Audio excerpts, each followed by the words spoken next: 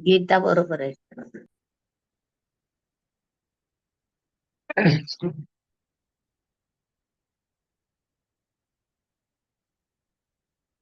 तिकडे घरात म्हटलं तो पण हे चालू करायचं आहे का? नाही. हा. ओम अज्ञानतिमिरन्धस्य ज्ञानाञ्जनशलाकया चक्षुरुन्मीलितं तस्मै श्रीगुरुवे नमः। नमः विष्णुपदाय कृष्णप्रेष्ठाय भूतले श्रीमते भक्तिवेदांत स्वामिनिति नामिने। नमस्ते सरस्वती देवे गौरवाणी प्रचारिणे निर्विशेष शून्यवादी पाश्चात्य देशतारिणे। जय श्री कृष्ण चैतन्य प्रभु नित्यानंद श्री अद्वैत गदाधर शिवासादि गौर भक्तवृंद। हरे कृष्णा कृष्णा कृष्णा हरे हरे, हरे राम राम राम। राम राम हरे हरे। हरे कृष्णा आपलं सर्व स्वागत आहे भक्तांचं आपल्या भक्तिशास्त्री वर्गामध्ये। तर आज आपण श्रीमद भगवद्गीता मनोगत आणि जे परिचय आणि भूमिका ह्याच्यावर चर्चा करणार आहोत। तर नवीन पुस्तक सुरू होत आहे अजून। तर भक्तांना विनंती आहे की जर कुणाला जर बोलायचं असेल तर त्याने हात वर करून नंतर 2:45 वाजता प्रश्न विचारू शकता। आणि आता तुम्ही सर्व आपले माईक बंद ठेवा जेणेकरून रेकॉर्डिंग मध्ये व्यत्यय येणार नाही। आणि विशेष करून आज म्हणजे मुंबईचे भक्त आणि नांदेडचे पण भक्त उपस्थित आहेत। नांदेडचे भक्त ऑनलाईन मध्ये आहेत आणि मुंबईचे भक्त ऑनलाईन आणि ऑफलाईन दोन्ही उपस्थित आहेत। तर 50-60 भक्त उपस्थित राहण्याची शक्यता आहे। तर ठीक आहे, जास्त वेळ घेणार नाही। तर आपण आता आज भगवद्गीतेचा परिचय, भगवद्गीता काय आहे ह्याच्याबद्दल आपण आता चर्चा करणार आहोत। भगवद्गीतेमध्ये सुरुवातीला कृपादानी मनोगत पण लिहिलेलं आहे। मनोगत मध्ये त्याचं उपगात आहे, भूमिका आहे। तर 27 पानाचे भूमिका कृपादानी लिहिले ते आपण दुसऱ्या भागामध्ये पाहणार आहोत। तर हे भूमिका परिचय ह्याचा उद्देश काय आहे तर आपल्याला गीता समजून यावी तर त्यासाठी प्रभुपादांनी लिहिलेलं आहे। आणि हे जे प्रभुपादांनी प्रवचन दिलेलं आहे 12 मे 1971 मध्ये सिडनीमध्ये दिलेलं प्रवचन आहे प्रभुपादांनी। कुठलं ते इंट्रोडक्शनचं। तर अशा प्रवचन ते परिचय मध्ये आहे सिडनीमध्ये दिलेलं। जो पहिल्या पानावर तुम्ही पाहताय भगवद्गीतेचा परिचय मध्ये नोट असेल तर काही कारणाने हे बंद झालेलं आहे त्यामुळे तुम्हाला दाखवू शकत नाही प्रोजेक्टर। तर कृपादाने लिहिलंय म्हणून लेखकाचं मनोगत आहे, कृपादाने मनोगत लिहिलेलं आहे। तर 12 मे 1971 मध्ये सिडनीत दिलेलं प्रवचन आहे। तर पहिला आहे इतिहास। इतिहास वर्णन आहे परिचयामध्ये। फक्त पुस्तकामध्ये पहिला जो मनोगत त्याच्याबद्दल चर्चा आहे या ठिकाणी आता। श्रीकृपादांचं 12 मे 1971 मध्ये सिडनीत दिलेलं प्रवचन आहे। जर तुमच्याकडे भगवद्गीता जर असेल तर भगवद्गीतेमध्ये पण तेच आहे किंवा नोट्समध्ये पण भगवद्गीतेमधून नोट्समध्ये शॉर्टमध्ये केलेलं आहे ते। 12 मे 1971 मध्ये सिडनीमध्ये दिलेलं प्रवचन, ऑस्ट्रेलियामध्ये दिलेलं प्रवचन आहे प्रभुपादांचं हे मनोगत आहे।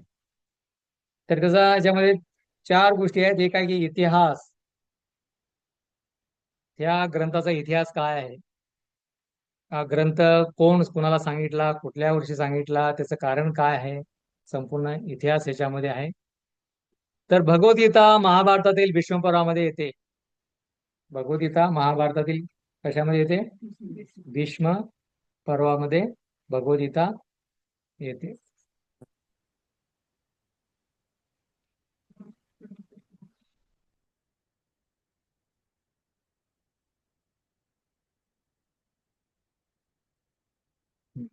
भीष्मपर्वामध्ये तर भगवद्गीता भगवान श्रीकृष्णाने अर्जुनाला सांगितली कुरुक्षेत्राच्या युद्धभूमीवर। तर का सांगितली?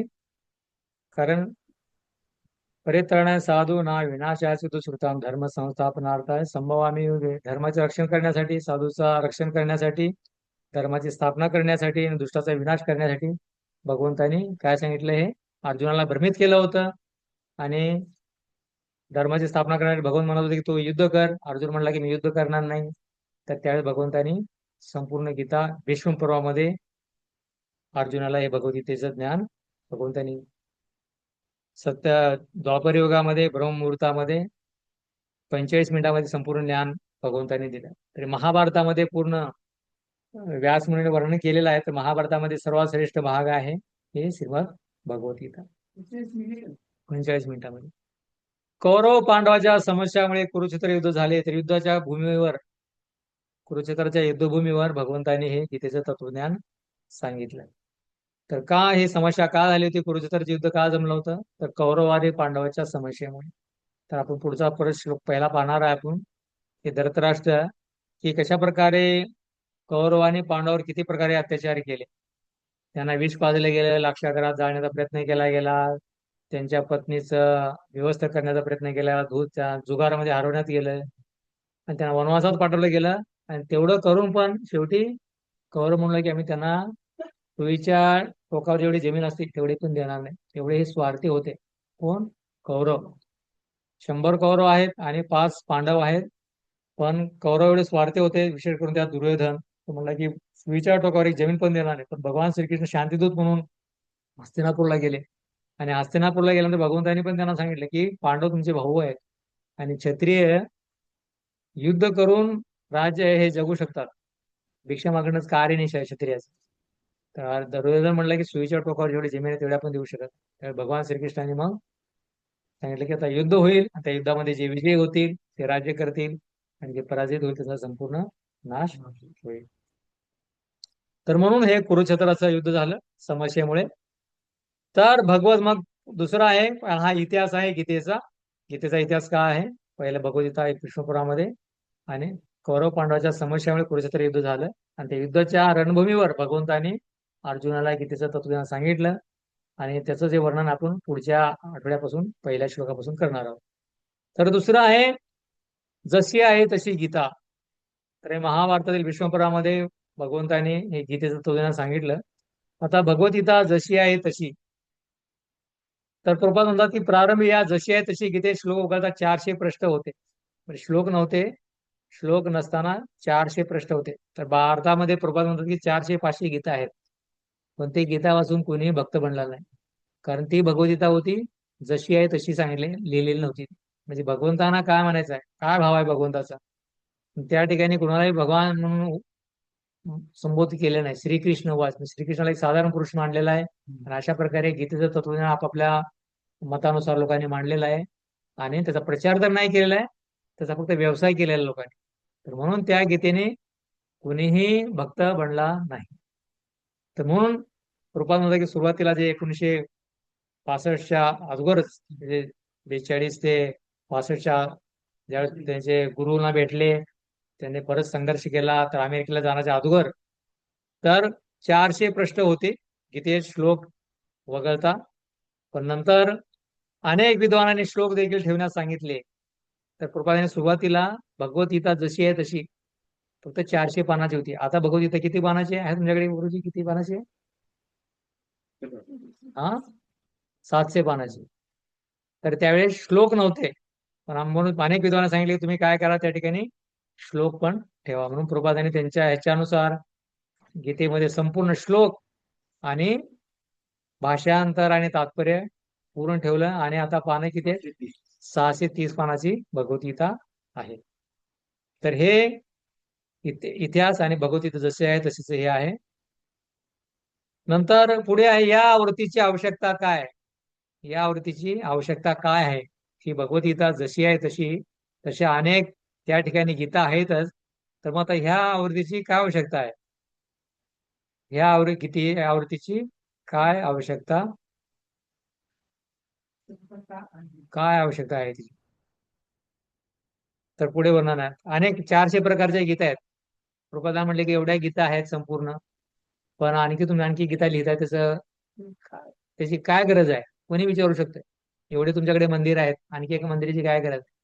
तर प्रभुपाद म्हणले की ह्याची आवश्यकता हे आहे की ह्या गीतेचं हा ग्रंथ आहे, ज्ञान प्राप्तीचा मूळ ग्रंथ आहे.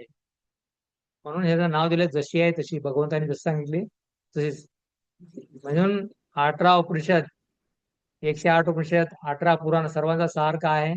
भगवद्गीता आहे. तर म्हणून भगवद्गीतेच्या या आवृत्तीने ज्ञान प्राप्ती होऊ शकते. तर प्रभुपादांनी फक्त व्यवसाय करण्यासाठी किंवा ते हे करण्यासाठी हा ग्रंथ लिहिलेला नाही.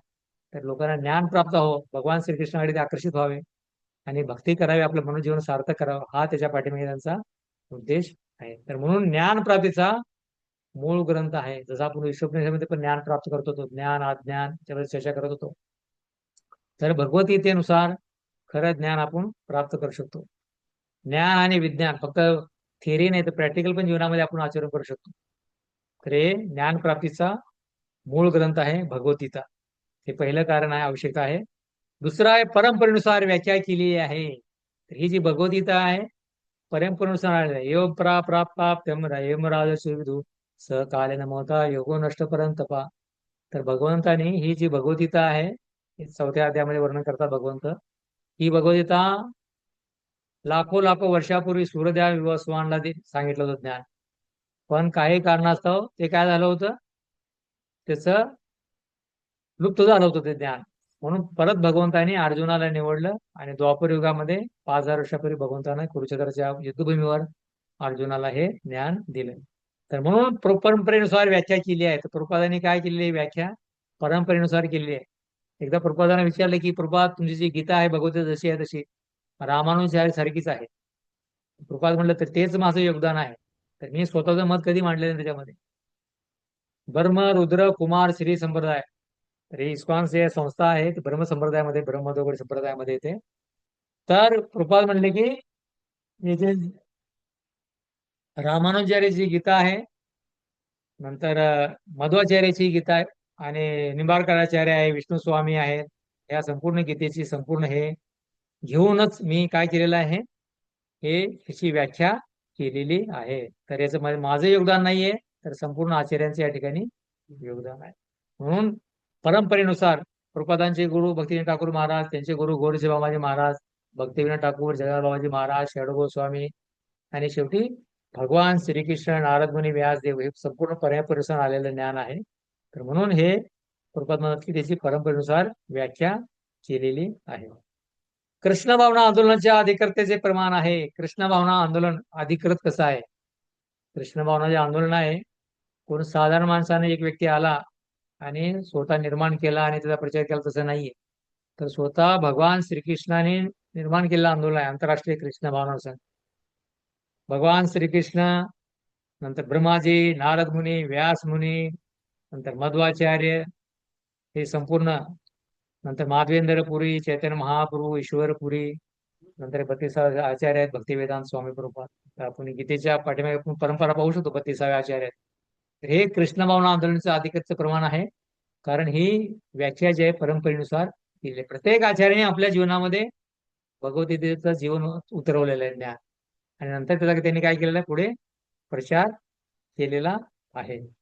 तर हे याच्या अधिकृतेचं प्रमाण आहे. म्हणून आंतरराष्ट्रीय कृष्ण भावना आंदोलन जे आहे ते अधिकृत आहे आणि परंपरेनुसार आलेलं आहे. ही गीता कृष्ण भावना आंदोलनाचा पाया आहे. कृष्ण भावना आंदोलनाचा काय आहे? ही पाया आहे, मजबूत आहे. जर पाया मजबूत असेल तर बिल्डिंग चांगल्या प्रकारे मजबूत होऊ शकते. जर पायाच मजबूत नसेल तर बिल्डिंग मजबूत होऊ शकत नाही. तर मग कृष्णावर आंदोलन जे आहे संपूर्ण या भगवद्गीतेवर आधारित आहे. म्हणून हा ग्रंथ प्रामाणिक आहे. हा ग्रंथ जो आहे प्रामाणिक आहे, ऐतिहासिक रूपाने अधिकृत आहे. ऐतिहासिक रूपाने स्वतः भगवंताने गीता सांगितलेले आहेत. जसं रामायण आहे, महाभारत आहे, पुराण आहेत, अनेक अनेक आहेत. पण व्यास मुनीने काय लिहिलंय? त्यांनी लिखाण केलेलं आहे. तर हे जो ग्रंथ आहे स्वतः भगवंताच्या मुखातून आलेली वाणी आहे. स्वतः भगवंताने अर्जुनाला सांगितलेलं आहे. सर्वोपनिषद गावो दोग्धा गोपालनंदना पार्थो वत्स सुधीर भक्ता दुग्धम गीतामृतम. हे गीता महात्म्यामध्ये श्लोक आहे की शंकराचार्य म्हणतात की सर्व उपनिषद सार असलेली गीता जी आहे काय काय गायीप्रमाणे आहे. आणि भगवान श्रीकृष्ण काय आहेत? दोग्धा आहेत, दूध काढतायत. आणि अर्जुन वासराप्रमाणे आहेत. आणि आपण सर्व जे भक्त आहोत काय ते दूध प्राशन करणारे हे आहोत, आपण सुधीर भोगता आहोत. तर म्हणून ऐतिहासिक रूपाने ही अधिकृत आहे हा ग्रंथ. स्वाभाविक भाष्य आहे. हे जे गीतेवरचं जे भाष्य लिहिलं आहे स्वाभाविक भाष्य आहे. कुठल्या प्रकारचं तोडून मोडून त्याला हे केलेलं नाही. स्वाभाविक सहज भाष्य लिहिलं त्याच्यावर. कुठल्या प्रकारचं त्याला तोडून मोडून श्लोकाचं हे करून त्याचं भाष्य लिहिलेलं नाही. परंपरेनुसार हे भाष्य लिहिलेलं आहे. दिव्य ज्ञान आहे. हे जे ज्ञान आहे भगवद्गीतेचं पूर्णपणे दिव्य ज्ञान आहे, पूर्णपणे पवित्र आहे. त्याच्यामध्ये कुठल्या प्रकारचा दूषितपणा, मल किंवा शुद्धता किंवा मिलावट हे नाहीये. पूर्णपणे शुद्ध आहे. पुढे आहे पाचवा आहे परंपरेचे पालन. लोक याचे शील प्रबोधना देतात परंपरेचे पालन. कारण ह्याच्यामध्ये काय केलेलं आहे, संपूर्ण प्रत्येक आचार्याने आपले गुरु जे आहेत त्यांचे विचार किंवा त्यांचे आदर्श आपल्या जीवनामध्ये हे केलेलं आहे आणि त्यानुसारच ते पुढे मांडलेले आहेत, स्वतःच मत मांडलेलं नाही. तर अनेक वैज्ञानिक लोक प्रभुपादा म्हणायचे की प्रभुपादा तुम्ही जी गीता लिहिली जशी आहे तशी फार सुंदर आहे, अशा प्रकारे फार चांगलं ज्ञान दिलंय. तर प्रभुपाद म्हणतात की त्यामध्ये माझं योगदान नाहीये. जर कोणी म्हणलं की अरे तुम्ही फार चांगलं बोलता, चांगलं गाता, चांगलं हे करता, तर आपल्याला चांगलं वाटतं अरे गुणगान करतायत लोक. पण ज्यावेळेस प्रभुपादांचं गुणगान व्हायचं तर प्रभुपाद म्हणायचं की माझं श्रेय नाही आहे ठिकाणी, तर सर्व माझं काय आहे, त्यांचे गुरु. प्रभुपाद म्हणायचे की यांचं संपूर्ण श्रेय मी माझ्या गुरु महाराजांना देतो आणि परंपरेला देतो. म्हणजे माझं काही नाही याच्यामध्ये, मी एक कटपुतळीप्रमाणे आहे आणि त्यांच्या आज्ञेवरूनच भगवंताने बुद्धी दिली आणि गुरुच्या कृपेनेच मी हे लिहिलेलं आहे. तर ही प्रभुपादांची नम्रता आहे. जर कोणी लेखक आहे एवढे मोठे ग्रंथ लिहिला असेल आणि तो म्हणत असेल की मी माझं याच्यामध्ये योगदान नाहीये, संपूर्ण गुरु परंपरेचा आहे, तर तो खरा लेखक आहे. अशा प्रकारे पण बरेच लेखक असतात स्वतःच्या नावाचं गुणगान करतात, स्वतः मोठा फोटो असतो समोर, तो स्वतःचं नाव असतं. पण या ठिकाणी प्रभुपादाने सुरुवातीला काय दिलेलं आहे, कृष्णाचा फोटो दिला संपूर्ण. बरोबर, त्यांचे गुरु महाराज आहे संपूर्ण आणि शेवटी त्यांचे 32 आचार्य आहेत, शेवटी त्यांचं नाव दिलेलं आहे अशा प्रकारे. तथाकथित परंपरेत येणारे लोक, तथाकथित परंपरेने येणारे लोक काय करतात, नावापुरते विद्वान राजनाथ दार्शनिक स्वामी आहेत. तथाकथित परंपरा काय आहे, ब्रह्म मध्व कुमार आणि श्री संप्रदायामधून आलेले नाहीये, स्वतःचीच परंपरा मांडलेली आहे, येतो मत तत्वपद. तर ते काय करतात, नावापुरते विद्वान आहेत, बुद्धी भरपूर आहे, विद्वान आहेत, पण भक्ती नाही त्याकडे. राजनेता आहेत, दार्शनिक लोक आहेत, दुसऱ्याला दाखवतात की मी ती किती महान आहे. किंवा मोठमोठे स्वामी आहेत, मायावादी संन्यासी आहेत, भगवे कपडे घालून मोठमोठा प्रचार पण करतात, अशा प्रकारे फिरत करतात संपूर्ण. पण हे तथाकथित परंपरेमध्ये येणारे लोक आहेत अशा प्रकारे. नावापुरते विद्वान आहेत, राजनेता आहेत, दार्शनिक आणि स्वामी आहेत.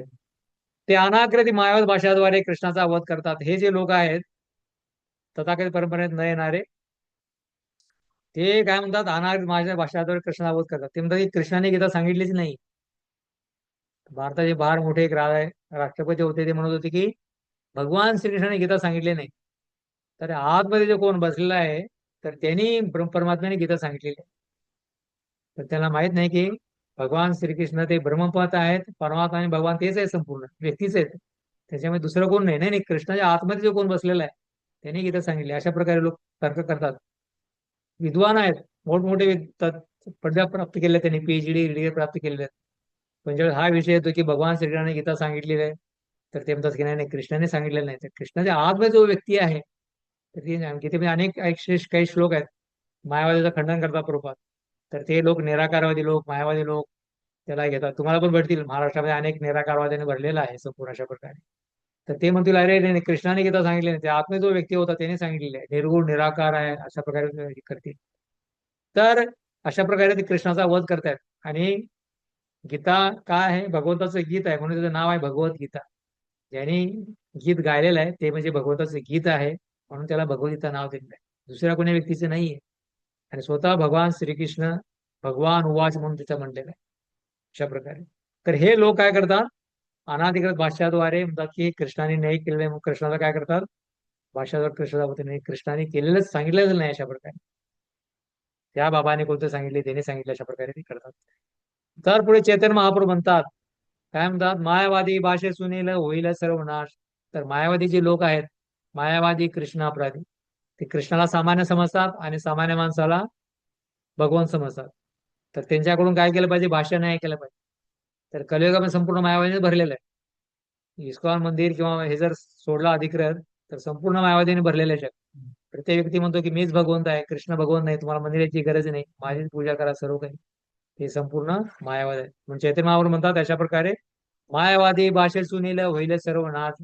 जरी आपण भक्त जरी असो आणि कधी वाटलं अरे चांगलं संगीत चालू आहे, कथा चालू आहे चांगली, जाऊन ऐकू, तर जे मायावादी जर असतील परंपरेत येणारे, तर जे काही आपण भक्ती आत्मसात केलेली आहे त्या संपूर्ण नाश होऊन जाईल. म्हणून बऱ्याच वेळा वाटते अरे आम्ही प्रगती करत नाही भक्तीमध्ये. तर भक्त लोक इथं पण चांगलं पण ऐकतात, नंतर बाहेर जाऊन पण ऐकतात, अशा प्रकारे उलट्या घड्यावर पाणी टाकतात ते अशा प्रकारे. नळी फुंकते सोनार इकडे तिकडे झाले, इकडे ऐकतात तिकडे सोडून जातात, अशा प्रकारे हे चक्र चालू असतं. पण भक्तीमध्ये प्रगती होत नाही. म्हणून चैतन्य महाप्रभू सावध करतात भक्तांना की त्यांनी परंपरेतून येणारेच भाष्य, जसं भगवद्गीता जी आहे ते संपूर्ण भगवान श्रीकृष्ण अर्पण यांनी 32 आचार्य भक्तिवेदांत स्वामी कृपाद यांनी दिलेले आहे. तर हेच तिचं भाष्य त्यांनी ऐकलं पाहिजे. गीतेचा खरा उद्देश काय आहे? गीतेचा खरा उद्देश काय आहे? गीतेचा खरा उद्देश काय आहे? ब्रह्मदेवाचा एक दिवस आहे. ब्रह्मदेवाचा एक दिवसामध्ये 8,60,00,000, बरोबर आहे ना? 8,60,00,000 860 860 कोटी 80 लाख 83,000 वर्ष. 65 86,000 वर्ष. 5 मिलियन के अंदर 5 86 lakhs. 86, ठीक आहे. 86 लाख. ठीक आहे, पुढे विस्तारित वर्णन होणार आहे पुढे, प्रत्येक संशोधन आपण करू. हा 606,000 83 लाख. 7,006 86 lakh lakh is it? हा 86 लाख. हा 86 लाख ठीक is आहे. it? हा. तर ह्याच्यामध्ये एक शून्य कमी आहे भगवद्गीतेमध्ये, बरोबर आहे. तर एक दिवस आहे 8,06,00,000. हा किती शून्य? 86 लाख प्रभूजी. 86 लाख. 86 लाख. बोला माताजी 806 करोड आहेत ते भगवद्गीतेमध्ये. बघा तुम्ही ह्या व्हिडिओ बघा, बघू नका, भगवद्गीतेमध्ये 86 लिहिलेलं करोड. आहे 860 कोटी ब्रह्मदेवाचा एक दिवस. त्या ज्या कारणाने भगवान श्रीकृष्ण आले त्या उद्देशाकडे बदात्म्याला महाराष्ट्र. गीतेचा खरा उद्देश आहे की ब्रह्मदेवाच्या एका दिवसामध्ये भगवान श्रीकृष्ण येतात, तर ते 800 वर्ष. हा तर त्या कारणाने भगवान श्रीकृष्ण त्या उद्देशाकडे बदात्म्याला मार्गदर्शन करण्यासाठी त्या ठिकाणी आले. तर हा गीतेचा उद्देश आहे. हरे कृष्ण. आपले माईक बंद करा प्रत्येकाने. तर स्वतः गीता सांगते की जशी आहे तशी स्वीकार्य, अन्यथा काही लाभ होणार नाही. तर भगवद्गीता जशी आहे तशी म्हणजे भगवंतांनी ज्या प्रकारे सांगितलेले आहे त्याप्रमाणे जीवनामध्ये स्वीकारलं पाहिजे, तरच आपल्याला लाभ होईल, अन्यथा लाभ होणार नाही. तर त्याच्यामध्ये पीपीटी मध्ये एक शून्य कमी केलेला आहे, 2 शून्य, म्हणून अडथळा आहे. पण पुस्तकामध्ये जे आहे ते बरोबर आहे 800. तर भगवद्गीता जशी आहे तशी स्वीकारली पाहिजे परंपरेनुसार, तरच आपल्याला लाभ होईल, अन्यथा लाभ होणार नाही. गीतेचे ऐतिहासिक महत्व स्वीकारण्यासाठी, गीतेचे ऐतिहासिक महत्व काय, गीता काय आहे, भगवंतांनी का सांगितलेली आहे, आणि ते वाचून आपल्याला काय प्राप्त होणार आहे, तर हे प्राप्त करण्यासाठी भगवंतांनी हे गीता सांगितलेली आहे. तर ह्याच्यासाठी हा गीतेचा उद्देश आहे. श्रीकृष्णाच्या विचाराविरुद्ध गीता भाष्य करणे अपराध आहे. श्रीकृष्णाच्या विचाराच्या विरुद्ध काही गीता भाष्य करणे, मायावाद भाष्य सुने होणे सर्वनाश, काय आहे ते एक अपराध आहे. श्रीकृष्णाने जसं सांगितलं आहे तसं जीवनामध्ये स्वीकारलं पाहिजे. त्याच्या विरोधी भाष्य केलं तर तो एक आहे अपराध आहे. अर्जुनाने ज्याप्रमाणे श्रीकृष्णाचा भगवान म्हणून स्वीकार केला त्याचप्रमाणे सर्वांनी स्वीकारावे. अर्जुन काय म्हणतो? परम ब्रह्म परम धावम पवित्रम परम भवान पुरुषम शाश्वतम देवम आदिदेवमजम विभू. तर अशा प्रकारे हे अर्जुन पुरुषोत्तम सर्व आहात, सर्व काही तुम्हीच आहात, संपूर्ण भगवान सर्व काही आहात. तर त्याच प्रकारे जोपर्यंत आपण भगवंतांना पूर्ण पुरुषोत्तम भगवान म्हणून स्वीकार करणार नाही तोपर्यंत गीता आपल्याला समजणार नाही. म्हणून आपल्याला जर गीता समजत असेल तर अर्जुनाप्रमाणे भगवंताचा पूर्ण पुरुषोत्तम भगवंत म्हणून आपल्याला स्वीकार करावे लागेल. अशा प्रकारचे योग्य ज्ञान मानव जीवनाचा उद्देश सफल बनवेल. अशा प्रकारचे योग्य ज्ञान भगवतीचे, जसे अर्जुनाने गीतेचे ज्ञान श्रवण केलं भगवंताला पूर्ण पुरुषोत्तम म्हणून, तर त्याच प्रकारे अशा प्रकारे योग्य ज्ञान मानव जीवनाला उद्देश सफल बनवेल. ज्या प्रकारे अर्जुनाने संपूर्ण गीता ऐकली आणि यशस्वी झाला, सफल झाला, विजयामध्ये राजा बनला, तर त्याच प्रकारे आपण गीतेचं तत्वज्ञान जाणून आपण पण जीवनामध्ये यशस्वी होऊ शकतो. योग्य उद्देश न जाणल्याने काय होईल? तर ठीक आहे, योग्य उद्देश, गीतेचा योग्य उद्देश काय आहे? अर्जुनाप्रमाणे गीता श्रवण केली पाहिजे आणि यशस्वी झालं पाहिजे, योग्य उद्देश आहे. तर आता योग्य उद्देश न जाणला, त्याच्या उलट कार्य केलं, परंपरेनुसार जर गीता श्रवण नाही केली, मायावाद्याकडून निराकारवाद्याकडून श्रवण केली इकडे तिकडून, तर काय होईल? नाही जाणल्याने उद्देश. बहुतेक विचारक आपल्या विचारणा पुढे करतील. जे बहुतेक विचारक आहेत ते काय विचारक? आपल्या विचारणा पुढे करतील, योग्य उद्देश नाही जाणला तर. आपले विचार म्हणजे काय? खा प्या मौज मजा करा, सर्व काही करा, कृष्ण नाहीत, हे नाहीत. तर त्यांचा काय होईल? त्यांचाच प्रचार होईल जास्त. भगवंताचा भक्तीचा प्रचार होणार नाही. अशा नास्तिकवादाचा प्रचार होईल अशा प्रकारे. तर संपूर्ण नास्तिकवाद पुढे वाढेल जाणल्या न जाण्या. आपले तसे भगवंताचे योग्य स्थान न जाणे आपण जन्ममृत्यू चक्रामध्ये अडकणार. तर हे गीता आपण जमणार जाणणार नाही, भौतिकवाद वाढेल. सर्वजण म्हणतील भगवंताची भक्ती करायची आवश्यकता नाही, माझी भक्ती करा, मी सर्व काय आहे, सर्व काय आहे, अशा प्रकारे. तर अशा प्रकारे जे दुर्लभ मनुष्य आपल्याला प्राप्त झालेला आहे, त्याचा आपण संधी गमावणार आणि जन्ममृत्यू चक्रामध्ये आपणाला फिरावे लागेल अशा प्रकारे. पुनरपी जननम पुनरपी मरणम जठरे शयन, 84 लाख योनीमध्ये आपल्याला परत परत आपल्याला फिरावे लागेल. तर हे गीता उद्देश न जाणल्याने की गीता जीवनामध्ये पालन नाही केल्यामुळे ही समस्या होऊ शकते. तर भगवद्गीता हे एक विज्ञान आहे. भगवद्गीता हे काय आहे? विज्ञान आहे, नुसतं ज्ञान नाहीये. फक्त थिअरी सांगितलं आणि झालं नाहीये, थिअरीचं पुस्तक नाहीये, तर प्रॅक्टिकल आहे. तर विज्ञान म्हणजे काय आहे? जे ज्ञान आहे, ज्ञानाचं जेव्हा जीवनामध्ये आचरण आपण करतो तर ते विज्ञान होतं. ज्ञान आणि विज्ञान, तर हे एक विज्ञान आहे जीवनामध्ये आचरण करण्यासाठी. हे मॅन्युअल आहे. पण भगवद्गीतेला काय म्हटलेलं आहे? एक मॅन्युअल प्रमाणे आहे भगवद्गीता. तर कुठला पण आपण टीव्ही, काही गोष्टी आपण फ्रीज मिक्सर सर्व काही घेऊन येतो, त्यावर लिहिलं असते कशा प्रकारे वापरायला पाहिजे, तर मनोजीवन कसं जगलं पाहिजे, तर हे आपल्याला भगवद्गीता शिकवते. तर म्हणून भगवद्गीता हे काय आहे? विज्ञान आहे, मनोजीवन. म्हणून याचे पालन करून फळ प्राप्त करू शकतात. अंतिम जे फळ आहे भगवंताची कृपा, भगवंताची भक्ती जी आहे, हे याचं भगवद्गीतेचं पालन करून आपण जीवनामध्ये प्राप्त करू शकतो. हरे कृष्ण. तर हे होतं प्रपादांचं परिचय, हे होता. आणि नोट्स मध्ये तुम्ही पाहिलं सर्व. आता पुढे आहे की पहिल्या एक पानामध्ये आपण पाहिलं की परिचय मध्ये, भगवद्गीता परिचय मध्ये हे भगवद्गीता काय आहे, महत्व काय आहे, प्रभादाने कुठं प्रवचन दिलेलं आहे, सारांशमध्ये परिचय होता. पुढचा विभाग आहे भूमिका. तर याला प्रस्तावना म्हणतात, त्याचा उद्देश म्हणतात आणि भूमिका, असे 3 वेगवेगळे नाव आहेत.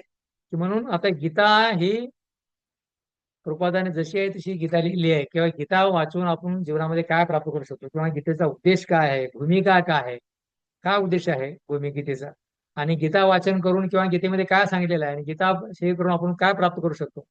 तर अशा प्रकारे पुढचा जो मोठा जो विषय आहे भूमिकाचा, तर ते आता आपण पुढे चर्चा करणार आहोत.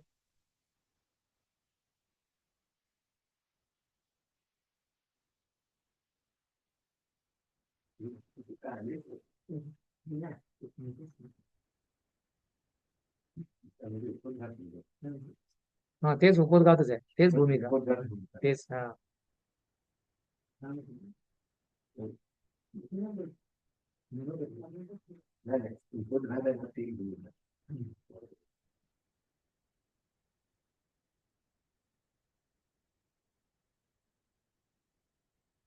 तर आपण परिचय पाहना, भगवद्गीता काय आहे, भगवंताने काय सांगितलं, जीवनामध्ये कसं पालन केलं पाहिजे, त्याचा उद्देश काय आहे, परंपरा काय आहे, आणि पालन केल्याने काय होईल, न जाणल्याने काय होईल, संपूर्ण हे पाहिलं. आता त्याची भूमिका आहे, भगवद्गीतेची भूमिका हे फार महत्वपूर्ण आहे. रूपादाने जवळजवळ हे किती पानाचं पुस्तक हे लिहिलेलं आहे, जवळजवळ 27-28 पानं जे आहेत त्याच्यामध्ये कृपादाने लिहिले आहेत. 27 पानांचं आहे कृपादांची भूमिका लिहिलेली आहे अशा प्रकारे, कारण फार महत्वपूर्ण आहे. कोणी म्हणाल की ठीक आहे, आणि भूमिका जर समजली तर संपूर्ण गीता आपल्याला समजण्यासाठी मार्गदर्शन होईल, महत्वाचं आहे. तर श्लोक, भाषण, तात्पर्य तर आहेतच, पण त्याचा उद्देश काय आहे, भूमिका काय आहे गीतेची, काय गीतेतून आपण काय शिकू शकतो, तर ते प्रपादाने याच्यामध्ये भूमिकेमध्ये लिहिलेलं आहे. तर याच्यामध्ये अनेक विभाग आहेत. पहिला आहे मंगलाचरण. तर आपण तुम्ही भगवद्गीतेच्या सुरुवातीला पाहताय की जे प्रभुपाद आहेत काय करतात, मंगलतेला आवाहन करतात. जे ग्रंथ लिहिण्याच्या अगोदर संपूर्ण गुरु वैष्णव आचार्य परंपरा यांना काय करतात, प्रार्थना करतात, जेणेकरून आशीर्वादाने त्यांचा आशीर्वाद घेऊन काय करतात ते ओम आज्ञान तिमिरंद बसून संपूर्ण मंगलतेला आवाहन करून पुढे काय करतात ते त्याचं गीतेचं लिखाण सुरू करतात. दुसरं आहे गीता काय आहे. भगवद्गीता काय आहे. गीतोपनिषद आहे. जसं 108 उपनिषद आहेत. जसं आपण ईशोपनिषदमध्ये चर्चा करत होतो, गीतेला पण गीतोपनिषद म्हटलेलं आहे. उपनिषद, उप म्हणजे जवळ आणि निषेध म्हणजे खाली बसणे. तर गुरुच्या जवळ बसून शिकणे म्हणून उपनिषद म्हटलेलं आहे. म्हणून ह्याला गीतेला पण म्हणलेला आहे, गीतोपनिषद म्हणलेला आहे. संपूर्ण ज्ञानाचे सार आहे. संपूर्ण वैदिक ज्ञानाचं सार भगवद्गीता आहे. कारण भगवंताच्या मुखातून आलेलं हे ज्ञान आहे. म्हणून संपूर्ण ज्ञानाचं संपूर्ण सार काय आहे, भगवद्गीता आहे. सर्वांचं सार. तसं दुधाचं सार काय आहे, लोणी किंवा तूप आहे. तर त्याच प्रकारे सर्व ज्ञानाचं सार पुराण उपनिषद सर्वांचं सार काय आहे, भगवद्गीता आहे. भगवद्गीता आपण वाचन करून संपूर्ण ज्ञान आपण प्राप्त करू शकतो. सर्वात महत्वपूर्ण उपनिषद आहे ईशोपनिषद, कठोपनिषद, श्वेताश्व उपनिषद, अनेक प्रकारचे 108 उपनिषद आहेत. म्हणून गीतेला गीतोपनिषद म्हटलेलं आहे. तर म्हणून हा सर्वात महत्वपूर्ण उपनिषद आहे भगवद्गीता, ह्याला गीतोपनिषद म्हटलेलं आहे. तर मग हीच आवृत्ती का, प्रश्न निर्माण केलेला या ठिकाणी. हीच आवृत्ती काय, कृपादाची जे तुम्ही भूमिकामध्ये पाहता तर हे संपूर्ण वर्णन आहे ठिकाणी, तुम्ही ते चांगल्या प्रकारे वाचू शकता. तर मग हीच आवृत्ती का, म्हणजे जशी आहे तशीच भगवद्गीता का, बाकीची गीता का नाही. कोणी म्हणाल की ठीक आहे, या महाराजांची पण भगवद्गीता आहे, त्यांची पण बाबाची गीता आहे, ह्याची पण गीता आहे. भारतामध्ये 500 गीता आहे संपूर्ण, पण सर्व अधिकृत भाषेने कुठल्याही परंपरेने आलेली नाही. तर कोणी म्हणाले की मग हीच आवृत्ती का, तुमचीच भगवद्गीता जशी आहे तशी. तुम्ही जर पुस्तक वितरण जात असाल, तुम्ही दाखवता लोकांना की आमची भगवद्गीता जशी आहे तशी, ते म्हणजे आमच्याकडे पण भगवद्गीता आहे. तर कोणी म्हणाल की आमचीच गीता का श्रेष्ठ आहे, तरच व्यक्ती घेतील. तर का श्रेष्ठ आहे हीच आवृत्ती का, कारण इतर अनेक आवृत्तीमध्ये योग्य भाव नाही. त्या आवृत्तीमध्ये परंपरेचा भाव घेतलेला नाही, की भगवान श्रीकृष्णाला काय म्हणायचंय. भगवद्गीता जशी आहे तशी म्हणजे भगवंताला जसं सांगायचं आहे तसंच प्रभुपादाने त्यामध्ये लिहिलेलं. अशा प्रकारे स्वतःचं मत मांडले नाही. पण ज्यावेळेस प्रभुपाद त्याचं तात्पर्य लिहित होते भगवद्गीतेवर, भाषांतर आणि तात्पर्य, तर प्रभुपाद बऱ्याच वेळा एक एक दिवस थांबायचे. तर त्याचे शिष्य म्हणायचे, प्रभुपाद तुम्ही जरा लवकर लवकर त्याचं लिखाण करा, तरी जेणेकरून आम्हाला त्याचा प्रचार करायचा आहे. प्रभुपाद म्हणायचे की नाही, ज्यावेळेस कृष्ण मला बुद्धी देतील त्यावेळेस त्याचं लिखाण करणार. म्हणून हे प्रभुपादाने जे ग्रंथ लिहिलेले आहेत संपूर्ण भगवंताने त्याच्याकडून लिहून घेतलेले आहे. संपूर्ण भगवंताने संपूर्ण बुद्धी पण दिलेली आहे, इच्छा हे स्मरणशक्ती दिलेली आहे, आणि प्रभुपादाने संपूर्ण लिहिलेले आहे. तर म्हणून त्याच्यामध्ये योग्य भाव, कारण इतर अनेक आवडत्यामध्ये योग्य भाव नव्हता. तर या ठिकाणी योग्य भाव म्हणजे काय, कृष्णाला काय बोलायचं आहे गीतेमध्ये, तर तो भाव प्रभुपादाने या भगवद्गीतेमध्ये मांडलेला आहे. उदाहरण दिलेलं आहे, औषध घ्यायचं असेल तर बाटलीवर लिहिलेल्या अथवा वैद्याने दिलेल्या सूचनाचे पालन करावे. औषध प्यायचं असेल तर, कुठलं पण औषध घ्यायचं असेल तर मेडिकलमध्ये आणून स्वतः पिलं तर बिमारी ठीक होणार नाही आपल्याला. पण म्हणून त्या औषध ज्या पॅकेटवर सांगितलं असतं, औषध घ्यायचं असेल तर त्या फिजिशियनच्या सल्ल्यानेच तुम्ही औषध घ्या, अशा प्रकारे तर बिमारी ठीक होईल. तर वैद्याने दिलेल्या सूचनाचे पालन करावे. म्हणून असं या ठिकाणी वैद्य कोण आहेत, स्वतः भगवान श्रीकृष्ण आहे. त्यांनीच सांगितलंय संपूर्ण काय तुम्हाला बिमारी झालेली आहे, त्याच्यावर औषध काय आहे, कसं घ्यायचं आहे. तर मग भगवद्गीता काय आहे, तर नसतं समजा सांगून सांगत नाही. तर तुम्ही काय झालं, भगवंताला विसरायला आहोत, दुःख भोगत आहात, आणि त्या दुःखावर औषध काय आहे, भगवंताचं स्मरण करणे. तर सर्व काही भगवंतांनी त्या ठिकाणी सांगितलेलं आहे. या ठिकाणी वैद्य आहेत भगवान श्रीकृष्ण. तर भगवान श्रीकृष्णांचं सर्व काय आहेत, सूचना आहेत गीतेमध्ये. तर त्या सूचनांचं पालन केल्याने आपली बिमारी ठीक होईल. तर हे भौतिक उदाहरण या ठिकाणी दिलेले डॉक्टरचं. त्याचप्रमाणे गीतेला जाणत असल्या तिचे वक्ता असणाऱ्या श्रीकृष्णाच्या निर्देशानुसार चालावे. तर गीतेला जाणार असेल तर गीतेचे वक्ता कोण आहेत, भगवान श्रीकृष्ण आहेत. त्यांच्या मुखातून आलेली गीता आहे. त्याचे वक्ता कोण आहेत, भगवान श्रीकृष्ण आहेत. श्रीकृष्णाने निर्देश दिलेले आहेत की भगवंताला कसं जाणायचं आहे, भक्ती कशी करायची आहे, म्हणून जीवन कसं जगायचं आहे, त्याचा काय उद्देश आहे संपूर्ण 18 अध्यायामध्ये. तर त्यानुसार भगवंताला काय करायचं आहे, निर्देशानुसार हे ज्ञान आपल्याला प्राप्त करायचं, गीतेला जाणायचं श्रीकृष्णाच्या आदेशानुसार. एवं परा प्राप्त एवं राजसविदु सहकार्य मता सहन गुरुनिष्ठ परंतु. तर भगवान श्रीकृष्णाच्या आदेशानुसार आपल्याला जीवनामध्ये काय करायचं आहे, पालन करायचं आहे, जीवन यापन करायचं आहे. तर म्हणून हीच आवृत्ती आवश्यक आहे. तर बाकीच्या आवृत्त्यामध्ये हे नाहीये, भाव नाहीये, पण यामध्ये कृष्ण भावनामृत संघ याचा उद्देश आहे की आंतरराष्ट्रीय कृष्ण भाव, केवळ कृष्णाला काय म्हणायचंय, नेहमी कृष्ण भावना भावित असल्या पाहिजे, नेहमी कृष्णाचं चिंतन केलं पाहिजे, भगवंताला कधी विसरलं नाही पाहिजे. तर ही कृष्ण भावना याच्यामध्ये अशी. तर म्हणून या गीतेचं पालन आपल्याला केलं पाहिजे. मग ठीक आहे, श्रीकृष्णाच्या आदेशानुसार श्रीकृष्णाने गीता सांगितलेली आहे, श्रीकृष्णाच्या आदेशाचं पालन करायचं आहे. जसं डॉक्टर जसं औषध देतो त्याप्रमाणे घ्यायचं आहे, बिमारी ठीक होईल. आता प्रश्न निर्माण होतो की श्रीकृष्ण मग कोण आहे त्या ठिकाणी, श्रीकृष्ण कोण आहे, ऐतिहासिक व्यक्ती आहे का कोण आहे? श्रीकृष्ण पूर्ण पुरुषोत्तम भगवंत आहे. तर कोण हे करतं? श्रीकृष्ण पूर्ण पुरुषोत्तम भगवंत आहेत, कोण करतं? प्रभुपाद म्हणतात, इस्कॉनचे भक्त म्हणतात म्हणून श्रीकृष्ण भगवंत झाले का? नाही, अनेक अनेक आचार्यांनी मान्य केलेलं आहे की श्रीकृष्ण पूर्ण पुरुषोत्तम भगवंत आहेत म्हणून. अनेक अनेक आचार्य, जसं सुरुवातीला अर्जुन पण म्हणत होता, मी आणि तुम्ही चोखाचे मित्रच आहोत, तर तुम्ही भगवंत आहात, मी तुम्हाला स्मरण आहे, मला काही स्मरण नाही. तर कसं काय? भगवंताने सांगितलं की तुझे आणि माझे जन्म अनेक वेळून गेलेले, पण तू जीवतत्व आहेस, मी भगवंत आहेत, तू विसरलेला आहेस, मी विसरलेला नाही. तर श्रीकृष्ण कोण आहेत? पूर्ण पुरुषोत्तम भगवंत आहेत. जोपर्यंत श्रीकृष्ण पूर्ण पुरुषोत्तम भगवंत आहेत हे आपल्याला समजणार नाही, ग्रहित आपण हे करणार नाही तात्विक दृष्ट्या आपण, तोपर्यंत आपण गीता समजू शकणार नाही. तर अनेक व्यक्ती आहेत, शंकराचार्य मायावादी, त्यांनी पण अनेक भाष्य लिहिले याच्यामध्ये, गीतेमध्ये आपण चर्चा करणार नंतर. रामानुजाचार्य श्री संप्रदायाचे प्रमुख, मध्वाचार्य, निंबार्काचार्य, चैतन्य महाप्रभू, सर्व आचार्यांनी याचा स्वीकार केलेला आहे. कोण आहे? भगवान श्रीकृष्ण पूर्ण पुरुषोत्तम भगवंत आहेत. म्हणून व्यास म्हणे पण श्रीमद भागवतेमध्ये म्हणतात, हे ते चांस कलापून सा कृष्ण स्तो भगवान सविंद्रारे व्याकुल लोक मर्दयंती युगे युगे. ठीक नाही, फक्त इस्कॉनचे भक्त म्हणतात कृष्ण पुरुषोत्तम भगवंत नाही, किंवा प्रभुपाद म्हणतात म्हणून नाही. तरी संपूर्ण आचार्याने, ते शंकराचार्य स्वतः शिवजी आहेत, तर ते स्वतः म्हणतात, रामानुजाचार्य म्हणतात, हे संपूर्ण आचार्यांनी काय केलं? स्वीकार केला की कृष्ण पूर्ण पुरुषोत्तम भगवंत आहेत. ब्रह्मसंहितेमध्ये कोण ब्रह्माजी वर्णन करतात? पुराणासारख्या शास्त्रामध्ये देखील मान्य करतात, ब्रह्मसंहितेमध्ये ब्रह्माजी वर्णन करतात. ईश्वर परम कृष्ण सच्चिदानंद विग्रह अनादि आदि गोविंद सर्व कारण कारणम, ब्रह्मसंहितेमध्ये अशा प्रकारे ते पण मान्य करतात. नंतर श्रीमद भागवतचा पहिला स्कंद 3रा अध्याय 28व्या श्लोकामध्ये कृष्णस्तो भगवान इंद्रारे व्याकुल, ते चांस कलापून सा कृष्णस्तो भगवान समिंद्रारे व्याकुल लोक मर्दयंते युगे युगे. तर व्यास मुनी श्रीमद भागवतच्या पहिल्या स्कंदातील 3ऱ्या अध्यायामध्ये वर्णन करतात की कृष्ण जे आहेत पूर्ण पुरुषोत्तम भगवंत आहेत. तर हे कृष्ण पूर्ण पुरुषोत्तम भगवंत कसे आहेत? तर हे एवढे आचार्य, एवढे त्याचे हे दिलेले आहेत, उदाहरण दिलेलं आहे की अशा प्रकारचं की सिद्ध केलेलं आहे की कृष्ण पूर्ण पुरुषोत्तम भगवंत आहेत, एवढ्या शास्त्रामध्ये वर्णन. म्हणून संहिता, पुराण, भागवतम मध्ये आहेत, संपूर्ण आचार्य कृष्ण पूर्ण पुरुषोत्तम भगवंत.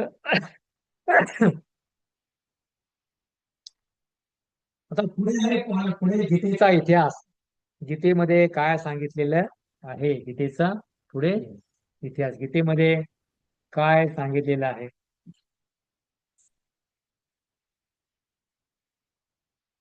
गीतेचा इतिहास आहे गीतेमध्ये, गीतेमध्ये सांगितले आहे. गीतेचा इतिहास कसा सांगितलेला आहे? गीतेमध्ये सांगितलेला आहे. गीतेचा इतिहास समजायचा आपल्याला काय करावं लागेल? गीताच वाचावे लागेल. भगवद्गीता 4था अध्याय पहिल्या श्लोकामध्ये सांगितलेलं आहे, इमामेव स्मृते योगम प्रोक्तवानुसूये. तर हा भगवद्गीता 4थ्या अध्याय पहिल्या श्लोकामध्ये सांगितलेलं आहे की भगवान श्रीकृष्ण अर्जुनाला ज्ञान देतात, की काय म्हणतात की इतिहास सांगितलेला आहे. जर विस्तारित वर्णन आपण 4थ्या अध्यायामध्ये गेल्यानंतर आपण करणार आहोत. तर स्वतः भगवान श्रीकृष्ण अर्जुनाला सांगतात, इयमेव स्मृते योग प्रोक्तवान आहे. अशा प्रकारे गीतेचं हे जे ज्ञान आहे गीतेचं, फार फार करोडो वर्षापूर्वी सूर्यदेवाने वसवणला दिलं होतं, पण काळाच्या प्रभावाने ते लुप्त झालं. म्हणून परत मी हे अर्जुनाला ज्ञान आता देत आहे.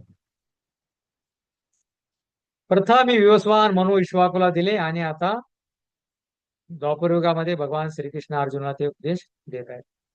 नंतर दुसरं आहे भगवद्गीता 4था अध्याय 2रा श्लोक. एवं प्राप्तम एवं राजस्व विदो स कालेन मोहता योगो नष्ट परम तवा. एवं प्राप्तम, ही परंपरा खंडित झाल्याने अर्जुनाला ज्ञान दिले. परंपरा खंडित झाली होती म्हणून परत भगवान श्रीकृष्णाने अर्जुनाला 5000 वर्षापूर्वी द्वापर युगामध्ये कुरुक्षेत्र रणभूमीवर अर्जुनाला हे ज्ञान भगवंताने दिलं.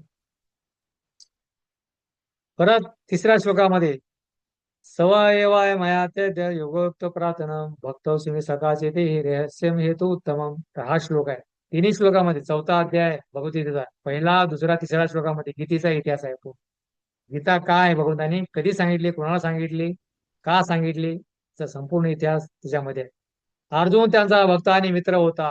भक्तोऽस्मि सकाचे ते. तर ठीक आहे, परंपरा सांगितली, पण भगवंताने अर्जुनालाच का सांगितले गीता, कोणी प्रश्न निर्माण करू शकेल. तर भगवंताने अर्जुनाला हे सांगितले की अर्जुन भगवंताचा भक्त होता आणि भगवंताचा मित्र होता. आणि तिसरा गुण आहे अर्जुनाकडे, अर्जुनाच्या हृदयामध्ये द्वेष नव्हता. म्हणून भगवंताने अर्जुनाला निवडलं. त्या ठिकाणी व्यास मुनी होते, भीष्म होते, द्रोण होते, अनेक व्यक्ती होते, त्यांना सांगू शकले ते भगवंत. तर भगवंताने अर्जुनाला निवडलं कारण अर्जुन जो भगवंताचा भक्त आणि मित्र होता. मग भक्त कोण आहे?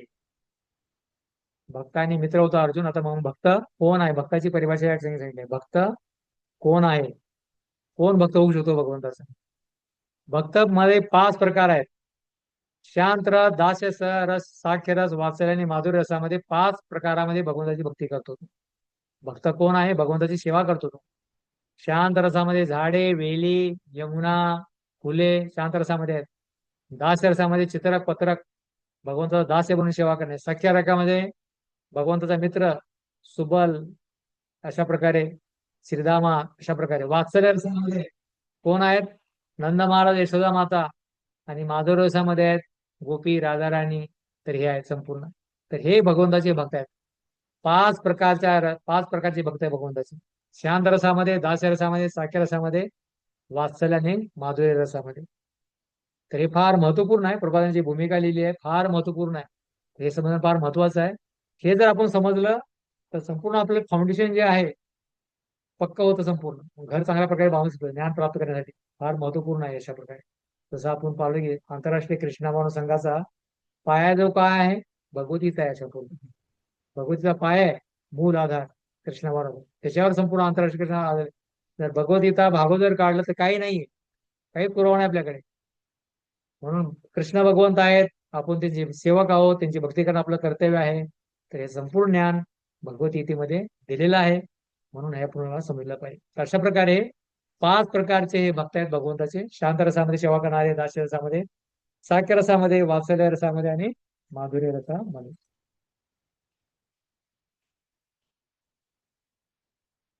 कोणत्याही रसामध्ये भक्ती केल्याने आपण स्वरूप सिद्ध प्राप्त करू शकतो. कोणत्याही रसामध्ये, म्हणजे 5 रसामध्ये, कोणत्याही रसामध्ये, एक रसामध्ये जर भक्ती आपण केली स्वरूप सिद्ध. तर काय स्वरूप सिद्ध काय आहे? स्वरूप सिद्धी प्राप्त करू शकतो आपण.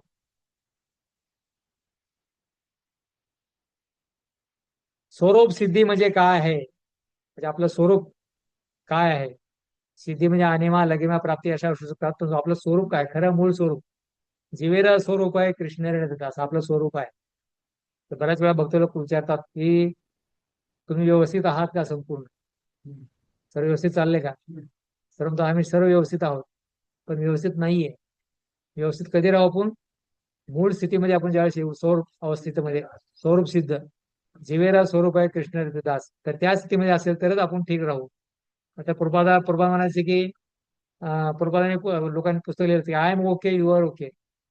प्रभुपाद म्हणले मी ओके आहे पण तुम्ही ओके नाही, ठीक नाही. कारण तुम्ही भगवंताची शरण घेतलेली नाही. भक्त भगवंताची भक्ती करतो पण तो पूर्ण आहे, पण जर भक्ती करत नाही तो यशस्वी होऊ शकत नाही. सर्वांचा भगवंताशी संबंध आहे. स्वरूप सिद्ध काय आहे? जीवेर स्वरूप आहे कृष्णदास. ममे वंशे जीवलोके जीवभूत सनातन मनसष्टानी इंद्रियानी प्रकृती सानी कर्षते. तर सर्वांचा भगवंताशी संबंध आहे, ती स्वरूप स्थिती. पण सर्वजण ते विसरलेले आहेत. सर्वजण विसरलेले आहेत, भगवंताला विसरलेले आहेत. जेव्हा भक्तीने हा संबंध पुन्हा स्थापन केला तो त्याला स्वरूप सिद्ध म्हणतात. स्वरूप सिद्ध अवस्था म्हणजे काय? आपला विसरलेला संबंध भगवंताशी जोडणे. आपला भगवंताशी संबंध तुटलेला आहे म्हणून स्वरूप सिद्ध अवस्थेमध्ये नाहीये. त्याला आपण भगवंताचे संबंध आपण जोडू तर आपण स्वरूप सिद्ध अवस्थेमध्ये आहोत. तर म्हणून त्याला स्वरूप सिद्ध म्हणतात. आणि हा संबंध भक्तीने जोडला. भक्ती ज्यावेळी आपण करतो तर भगवंताशी आपला संबंध जोडला जातो. उदाहरण दिलेलं आहे. ज्याप्रमाणे ते अर्जुनाला कृष्णाशी संबंध स्थापित केला, तो कृष्णाला म्हणाला 10व्या अध्यायातील 12 परम ब्रह्म परम धावम पवित्रम परम भवान पुरुषम शाश्वतम देव्या आदि देव मजम विभू. तर सुरुवातीला तर अर्जुन म्हणत होता भगवंताला, अरे तुम्ही तर अशी आहात ते अशा प्रकारे साधारण मित्राप्रमाणे समजत होता भगवंता. पण ज्यावेळी भगवंताने विश्वरूप ज्यावेळी दाखवलं तर भगवंताला प्रार्थना करू लागला, तुम्ही भगवान आहात, पुरुषोत्तम भगवंत आहात आहे. सुरुवातीला मला की मित्र असं भाषा करत होता पुरुषात. जर दोन मित्र खांद्यावर हात टाकून बोलतात ना त्या प्रकारे गंभीरता घेत नव्हता. पण त्यावेळेस भगवंतांनी त्यांना विश्वरूप दाखवलं तर त्यावेळेस त्यांनी सांगितलं की तुम्ही भगवंत आहात, पूर्ण पुरुषोत्तम भगवंत आहात संपूर्ण. पण त्याचा विश्वास बसण्यासाठीच भगवंतांनी त्यांना विश्वरूप दाखवलं संपूर्ण. अशा प्रकारे जर कुणी तुम्हाला म्हणत असेल की मी पण भगवंत आहे, त्याला सांगा की कृष्णाने विश्वरूप दाखवलं होतं, हजारो त्याचे हे होते, तर तुम्ही पण दाखवा तो विश्वरूप आम्हाला, तुम्ही तुमचा आम्ही भगवान म्हणून स्वीकार करू. तर त्यावेळी तुमचं बोलणं बंद होईल अशा प्रकारे. तर म्हणून कोणी म्हणेल की तो आपल्या मित्राची स्तुती करीत आहे, ठीक आहे, आता अर्जुन आहे कृष्णाची स्तुती करतोय, भगवान म्हणू शकतोय. जर तुम्ही माझी स्तुती कराल मी त्याची स्तुती करेल असं पण कोणी होऊ शकतंय. तर त्या प्रकारे संबंध नाही आहे या ठिकाणी. मित्र स्तुती करेल पण भगवद्गीता 10व्या अध्यायातील माताजी दरवाजा बंद करा. 10व्या अध्यायातील 13व्या श्लोकामध्ये परम म्हणतात आहुस्वामर्षा सर्वे देवर्षी नारद सुता सिद्ध देवल व्यास स्वयंसेव ब्रवीष्मे. तर या ठिकाणी कोणी म्हणेल की ठीक आहे, तर मी कोणी म्हणाल की ठीक आहे अर्जुन त्याचा मित्र आहे म्हणून स्तुती करतोय, भगवान म्हणतोय ना स्तुती करतोय. पण नाही, देवर्षी नारद अशी देवल व्यास हे पण गुणगान करते कृष्ण भगवंत आहेत. अर्जुन नाही म्हणत अशा प्रकारे. केवळ मीच नाही, केवळ मीच नाही म्हणत, माझ्या मित्राची काय करताय फक्त गुणगान करतोय, मीच नाही करत. तर अशी देवल नारद व्यास देखील सांगतात की कृष्ण कोण आहेत? पूर्ण पुरुषोत्तम भगवंत आहेत. आणि आता आपण स्वतःही याचा स्वीकार करीत आहात आणि स्वतः भगवंत पण आता म्हणत आहेत की मीच काय आहे? भगवंत आहे. स्वतः मीच काय आहे? भगवंत आहे. स्वतः पण भगवंत याच्यामध्ये म्हणतात गीतेमध्ये. 8वा आहे श्रीकृष्णाची ओळख. तर ठीक आहे, आपण समजलं की श्रीकृष्ण भगवंत आहेत, सर्व आचार्य महर्षी सर्व सांगतात आणि म्हणून आपण स्वतःही याचा स्वीकार करत आहात अशा प्रकारे. श्रीकृष्णाची खरी ओळख, श्रीकृष्ण कोण आहेत, खरी ओळख काय श्रीकृष्णाची, तर अर्जुन करीत आहे. श्रीकृष्णाची खरी ओळख अर्जुन करीत आहे. कृष्ण तुम्ही का आहात? परम ब्रह्म परम धाम पवित्रम पुरुषम शाश्वतम दिव्यम आदि देव अजय विभू आहात. श्रीकृष्ण म्हणतोय श्रीकृष्ण कोण आहेत? परम ब्रह्म परमेश्वर आहेत संपूर्ण, परमेश्वर आहेत संपूर्ण, परम धाम आहेत, पवित्र आहेत, पुरुष आहेत, एकमेव श्रीकृष्णच पुरुष आहेत, शाश्वत आहेत, भगवंताचा कधी नाश होत नाही. जीवांचा नाश होतो, शरीराचा, आत्म्याचा नाश होत नाही. भगवंत दिव्य आहेत, आदी देव, सर्वांचे आधी आहेत.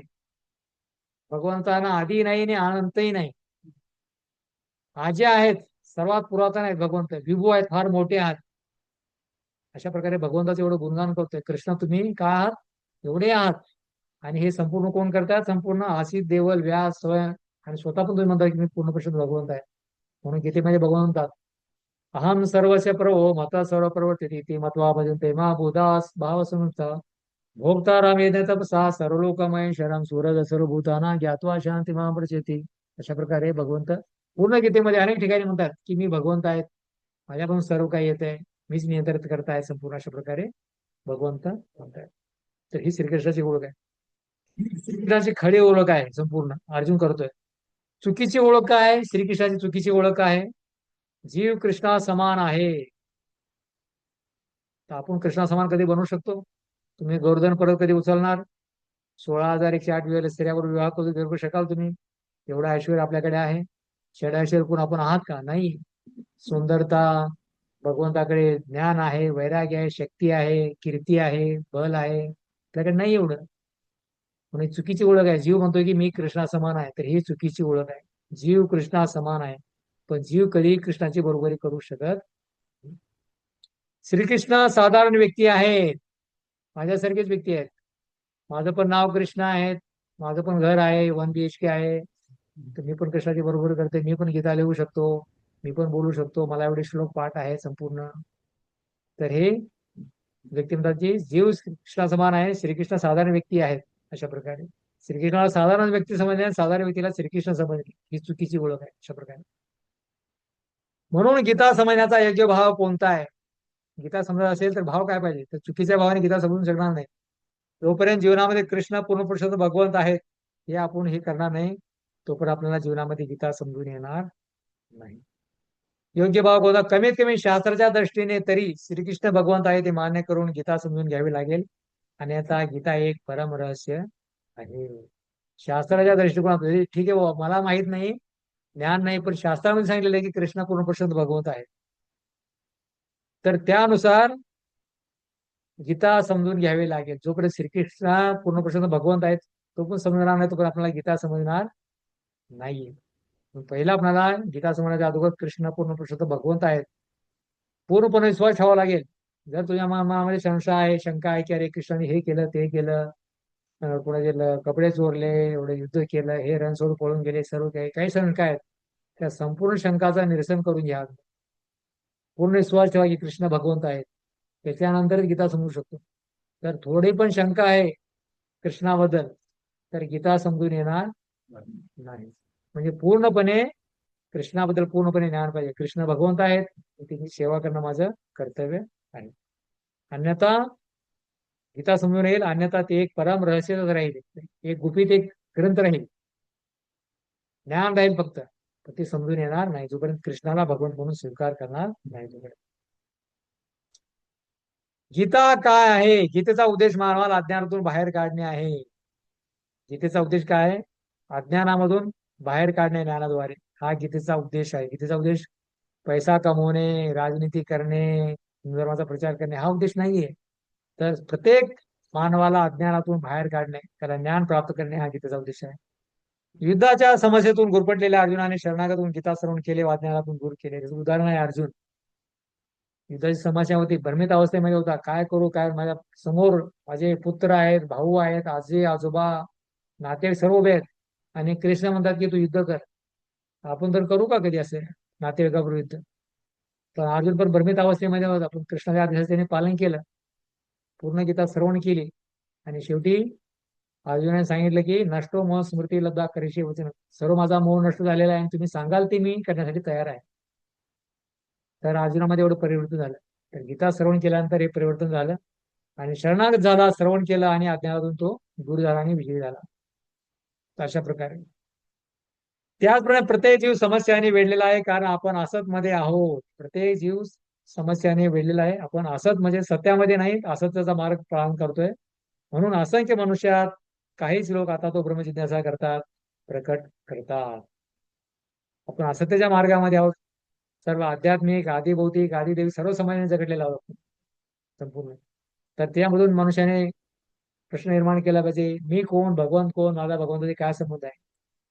म्हणून सनातन गोस्वामी चैतन्य महाराज म्हणतात, के आम्ही केन आम्ही केन तापत्र आहे. मी कोण आहे, माझ्या जीवनामध्ये दुःख का भोगतोय, आणि या दुःखातून बाहेर पडण्याचा मार्ग काय? तर 3 प्रश्न विचारले पाहिजे. प्रश्न नाही की मला रोटी भेटेल का, कपडा भेटेल का, पैसे भेटतील का, हा प्रश्न विचारला नाही पाहिजे. तो भयंकर जिज्ञासा आहे.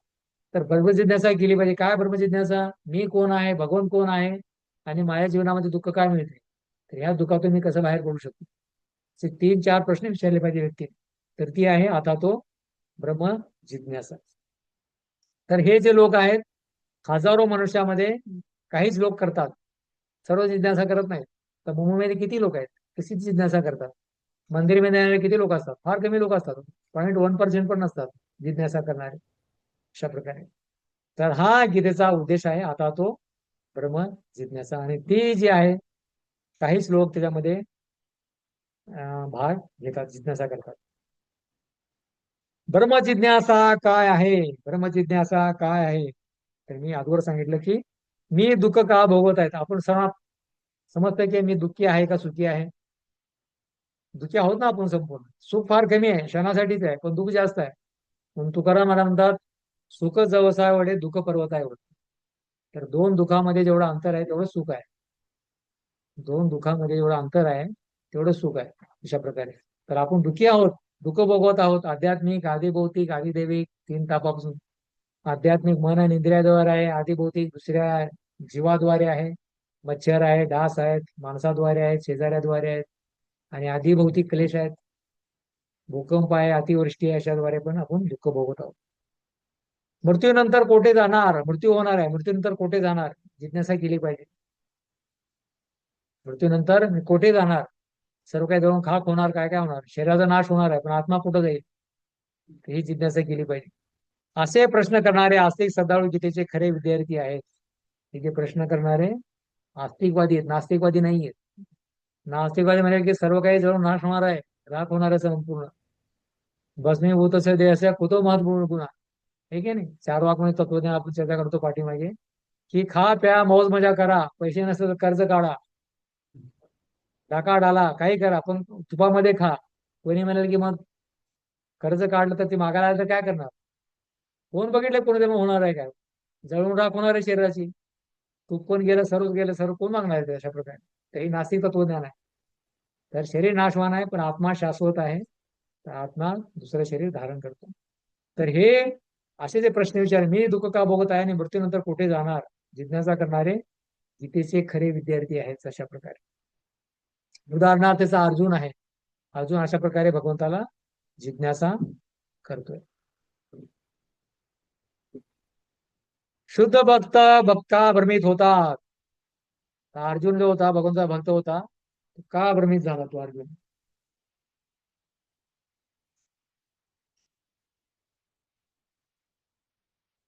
शुद्ध भक्त भ्रमित का होतात, प्रश्न आहे. अर्जुनासारखे कृष्ण भक्त जे मोहाच्या पलीकडे असून ही का भ्रमित झाले, प्रश्न आहे. उत्तर सर्व प्रश्नाने उत्तर सर्व दिलेलं आहे ठिकाणी. ज्याने जीवनाच्या समस्याबद्दल श्रीकृष्णाने विचारप्रवास केली, जेणेकरून भविष्यकाळात येणारा मानव समाज त्यापासून धडा घेईल. लेखी बोले सुनी लागे. तर अर्जुनाला भगवंतानीच भ्रमित केलं होतं. कधी कधी या ठिकाणी काही माताजी आहे, त्यांची सून असते घरी, तर नवीन सून घरी आल्यानंतर जी सासूबाई आहे सुनेला बोलत नाही कधी, पण आपल्या लेकीला बोलते, असं नाही केलं पाहिजे, तसं नाही केलं पाहिजे, सुनेल. जर सुनेला डायरेक्ट बोलले तर सुनेला वाईट वाटेल. त्याच प्रकारे भगवंताने अर्जुनाला निमित्त बनवलंय, भ्रमित अवस्था केल्या. आपण पण भ्रमित अवस्थेमध्ये काय करायचं काय नाही करायचं भ्रमित अवस्था आहे. त्यामुळे अर्जुनाला भ्रमित केलं. आणि अशा प्रकारे अर्जुनाने ज्यावेळी भ्रमित अवस्थेमध्ये कशी भगवंताची शरणागती घेतली पाहिजे, भगवंता कसं श्रवण केलं पाहिजे, गुरुचा कसा आश्रय घेतला पाहिजे, तर त्यावेळेस आपलं जीवन यशस्वी होऊ शकतं. तर म्हणून हे मानव समाज अर्जुनाकडून धडा घेईल म्हणून भगवंताने अर्जुनाला भ्रमित केलं. तर अर्जुन भ्रमित होण्याची शक्यता नव्हती, पण आपण शिकू शकतो की या प्रकारे अर्जुन भ्रमित अवस्थेमध्ये पण भगवंत शरण घेतला आणि विजयी झाला. तर त्याच प्रकारे आपण पण कठीण संघर्षामध्ये संघर्ष चालू आहे. सतत जीवन एक संघर्ष आहे म्हणतात लोक, सकाळपासून संध्याकाळपर्यंत संघर्ष करत राहतो. या संघर्षामध्ये भगवद्गीतेची, भगवान श्रीकृष्णाची किंवा गुरुचा आपण आश्रय घेतला तर या संघर्षामधून आपण बाहेर येऊ शकतो. तसं भगवंताने कुरुक्षेत्राच्या युद्धाच्या भूमीवर अनेक ढगारे नगारे सर्व वाचतात, तर त्या ठिकाणी गीता सांगितली. तर आपल्या पण आजूबाजूला ते सर्व घडते, कुरुक्षेत्रच आहे संपूर्ण. तर कोणी असं म्हणणार नाही अरे जीवनात शांती जर आल्यानंतर मी गीता वाचेन, कधी शांती निर्माण होणंच नाही. तर त्या परिस्थितीमध्ये अनेक कठीण परिस्थितीमध्ये अर्जुनाने श्रवण केलं आणि अर्जुनाने श्रवण करून विजयी झाला. म्हणून कृष्णाने अर्जुनाला भ्रमित केलं यासाठीच की आपण काहीतरी शिकू शकतो. लेखी बोले सुने लागे, त्याचा पण आपण धडा घेऊ शकतो. कोणी म्हणणार अरे अर्जुनाला भगवंताने गीता सांगितलं, माझ्या जीवनामध्ये काय फायदा. तर अर्जुन आपलं प्रतिनिधित्व करतोय, जेणेकरून आपण त्यांच्याकडून अर्जुनाकडून शिकू शकतो. गीतेचे 5 मूळ प्रमुख विषय आहे. त्याचं संपूर्ण विस्तारित वर्णन गीतेमध्ये आहे, पण आपण सुरुवातीला फार महत्वपूर्ण प्रकारे जी इंट्रोडक्शन किंवा भूमिका लिहिली आहे ह्याचा समजणं फार आवश्यक आहे. तर गीतेचे 5 प्रमुख विषय आहेत. एक आहे ईश्वर नियंत्रक, म्हणजे भगवान श्रीकृष्ण ईश्वर आहेत. दुसरा आहे जीव, म्हणजे आपण सर्व भगवंताद्वारे नियंत्रित आहोत. तिसरा आहे प्रकृती, संपूर्ण भौतिक जगत जे आहे मया आदेशाने प्रकृती सुयते चराचरम, भौतिक प्रकृती आहे, भगवंताच्या आदेशाखाली आहे. नंतर तिसरा आहे काळ, वेळ. भगवंत म्हणतात मी काळ आहे. भौतिक काळामध्ये सकाळ दुपार संध्याकाळ, सत्ययुग त्रेतायुग द्वापरयुग सकाळ, अशा प्रकारे काळ चालू असतो, संपूर्ण वेळ त्या कालावधी. आणि हे चार शाश्वत आहेत, कधी बदलत नाही. भगवंत पहिले पण भगवंत होते, आता पण आहेत आणि भविष्यामध्ये पण कृष्णच भगवंत आहेत, दुसरा कोणी भगवंत येणार नाही. प्रकृती पण तीच आहे, भौतिक प्रकृती. काळ पण तोच आहे, जीव पण तसंच आहे, शाश्वतच आहे. जीवाचा नाश कधी होत नाही, शरीराचा नाश होतो, जीव शाश्वत आहे. हे चार शाश्वत आहेत, कधी बदलत नाहीत. पण पाचवं जे आहे कर्म, आपली कार्य, जसं आपण कर्म करू त्या प्रकारे भगवंत फळ प्रदान करतात. जसे याचे कर्म तसे फळ देती ईश्वर. तर हे कर्माद्वारे आपण आपले कार्य करू शकतो. तर कर्म हे काय आहे, अशाश्वत आहे, त्याला कर्माला बदलू शकतो. अशा प्रकारे कर्माद्वारे केवळ हेच बदलू शकते, केवळ हेच बदलू, कर्मच बदलू शकते, बाकीचं सर्व शाश्वत आहे. तर हे गीतेचे संपूर्ण 18 अध्यायामध्ये 700 श्लोकामध्ये फक्त 5 विषयाबद्दल चर्चा केलेली आहे. 5 विषयाबद्दल पूर्ण 18 अध्यायाने 700 श्लोकामध्ये वर्णन केलं भगवंतांनी. ईश्वर, जीव, प्रकृती, काल आणि कर्म, ते गीतेचे 5 प्रमुख विषय हे आहेत. ईश्वर कोण आहेत? कृष्ण, भगवान, परमात्मा, नियंत्रक आहेत. ईश्वर म्हणजे कोण आहेत?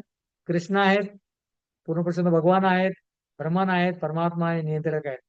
तर ईश्वर शब्दाची व्याख्या भगवद्गीतेमध्ये भगवान श्री मया अध्यक्षेन प्रकृती सुयते चराचरम हेतुनाने कोणते जगती परिवर्तते.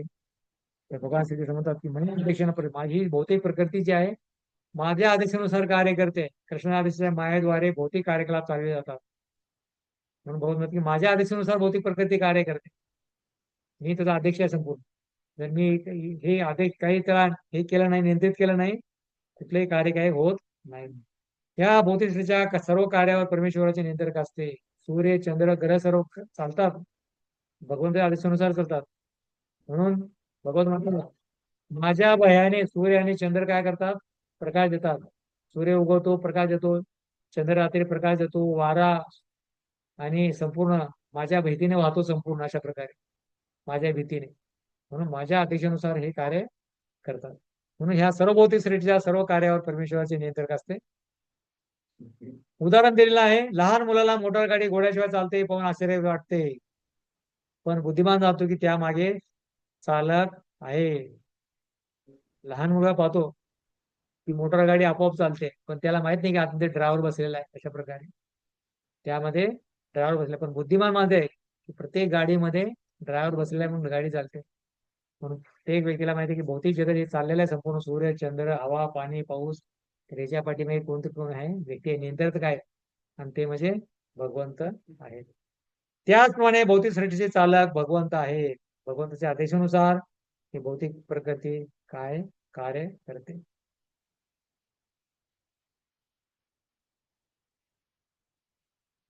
दुसरं आहे, हे तर भगवंताची व्याख्या. दुसरं आहे जीव, म्हणजे सर्व आपण जीव कृष्णाचे अंश आहोत आपण संपूर्ण. ममे अंशे जीवलोके जीवभूत सनातन मनसष्टानी इंद्रियानी प्रकृती स्थानी कर्षती. सर्व जीव काय आहेत?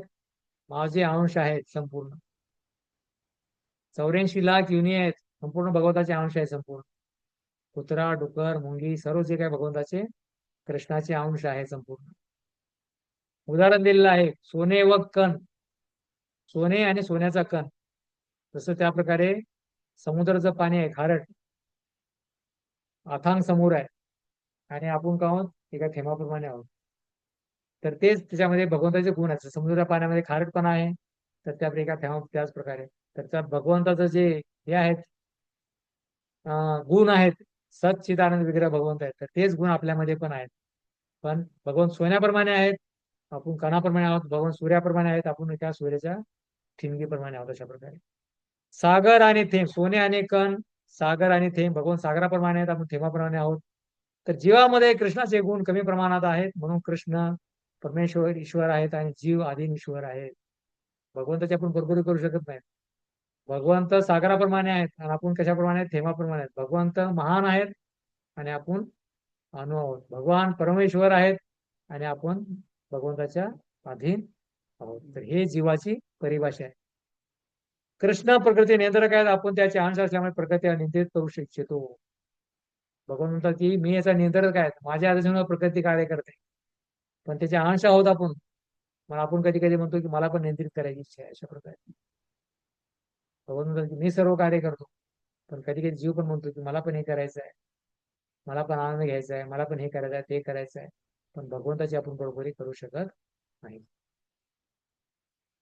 पण आपण परम नियंत्रक नाहीत, आपण नियंत्रण करता नाहीत. आपण नियंत्रित आहोत, भगवंताच्या आदेशाचं पालन केलं पाहिजे.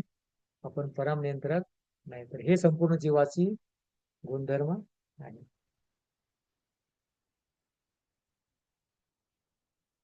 पुढे आहे भौतिक प्रकृती. हे भौतिक प्रकृती अपरिमित सत्वज्ञा प्रकृती विधी प्राजीवभूतमावयते धारत. भगवद्गीतेच्या 7व्या अध्यायातील 5व्या श्लोकामध्ये भगवान श्रीकृष्ण सांगतात भौतिक प्रकृतीबद्दल. कृष्ण म्हणतात, काय म्हणतात, ही भौतिक प्रकृती माझी निकृष्ट आणि जीव उत्कृष्ट प्रकृती आहे. भौतिक प्रकृती निकृष्ट आहे आणि जीव जे आहे उत्कृष्ट प्रकृती आहे. तर आपण संपूर्ण उत्कृष्ट प्रकृतीमध्ये आहे. कशा प्रकारे म्हणजे ही पण प्रकृती पण काय आहे, भगवंताचीच आहे. उदाहरण दिलेलं आहे, पती पत्नीला नियंत्रित करतो त्याचप्रमाणे भगवंत प्रकृतीला नियंत्रित करतात. पती पत्नीला नियंत्रित करतो त्याचप्रमाणे भगवंत प्रकृतीला नियंत्रित करतात. भगवंत प्रकृतीचे स्वामी आहेत संपूर्ण. म्हणून भगवंत मया आदेशाने प्रकृती, माझ्या आदेशाने प्रकृती कार्य करते. जे एक पुरुष स्त्रीला नियंत्रित करतो त्याच प्रकारे भगवंत प्रकृतीला नियंत्रित करतात. भगवंताच्या आदेशानुसार प्रकृती कार्य करते. भगवंत म्हणले उन्हाळा आहे, आंबे पाहिजे, प्रकृती लगेच आंबे देते. हिवाळा आहे आणि काहीतरी द्राक्षे पाहिजे, त्यावेळेस ते प्राप्त होणार नंतर. तर भगवंत आदेशानुसार प्रदान करते, आपोआप होत नाही कधी. पाऊस वेळेवर पडतो, हिवाळा येतो, उन्हाळा येतो, सर्व काही ऋतू बदलतात.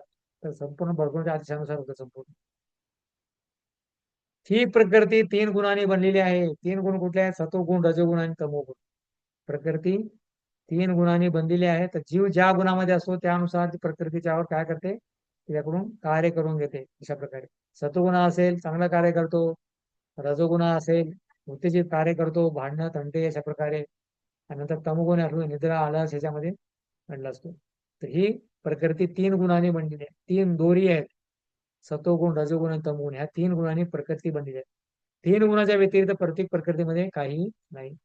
प्रकृती शाश्वत आहे पण मिथ्या नाही.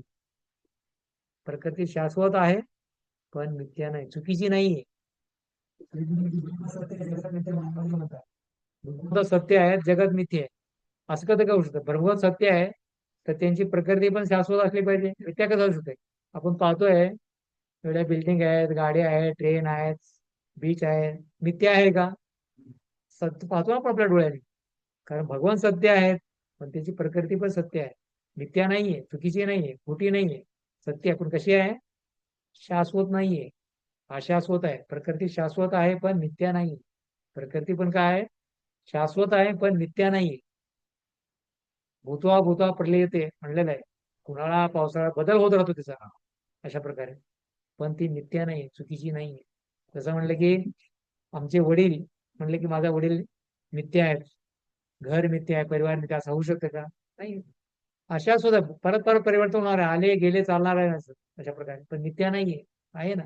तर भौतिक जगामध्ये पण सुख जे आहे पण अशाश्वत आहे, शाश्वत नाहीये. परत परत बदल होतो अशा प्रकारे. तर त्या प्रकारे प्रकृती शाश्वत आहे पण मिथ्या नाही.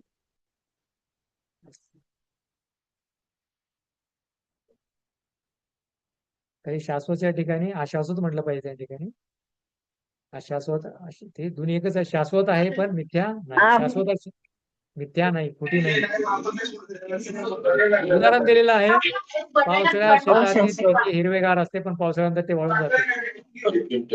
हरे कृष्णा.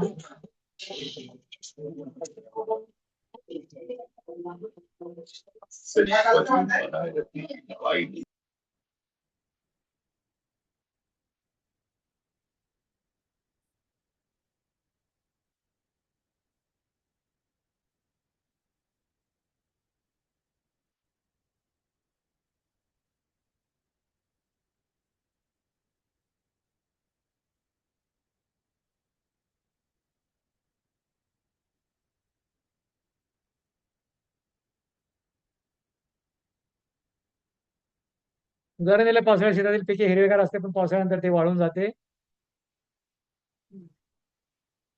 म्हणून प्रकृती परिवर्तनशील आहे, पण मिथ्या नाही. प्रकृतीमध्ये बदल होतो, परिवर्तन होतो, पण मिथ्या नाही. जीवात्मे प्रकृतीपेक्षा चेतनेमुळे श्रेष्ठ आहेत, पण भौतिक प्रकृती अचेतन असल्यामुळे निम्न आहे. जीवात्मे जे आपण सर्व प्रकृतीपेक्षा चेतनेमुळे श्रेष्ठ आहोत, पण प्रकृती अचेतन असल्यामुळे आपण निम्न आहोत. परंतु जीव देखील परमचेतन नाहीत. भगवंताची आपण बरोबरी करू शकत नाहीत.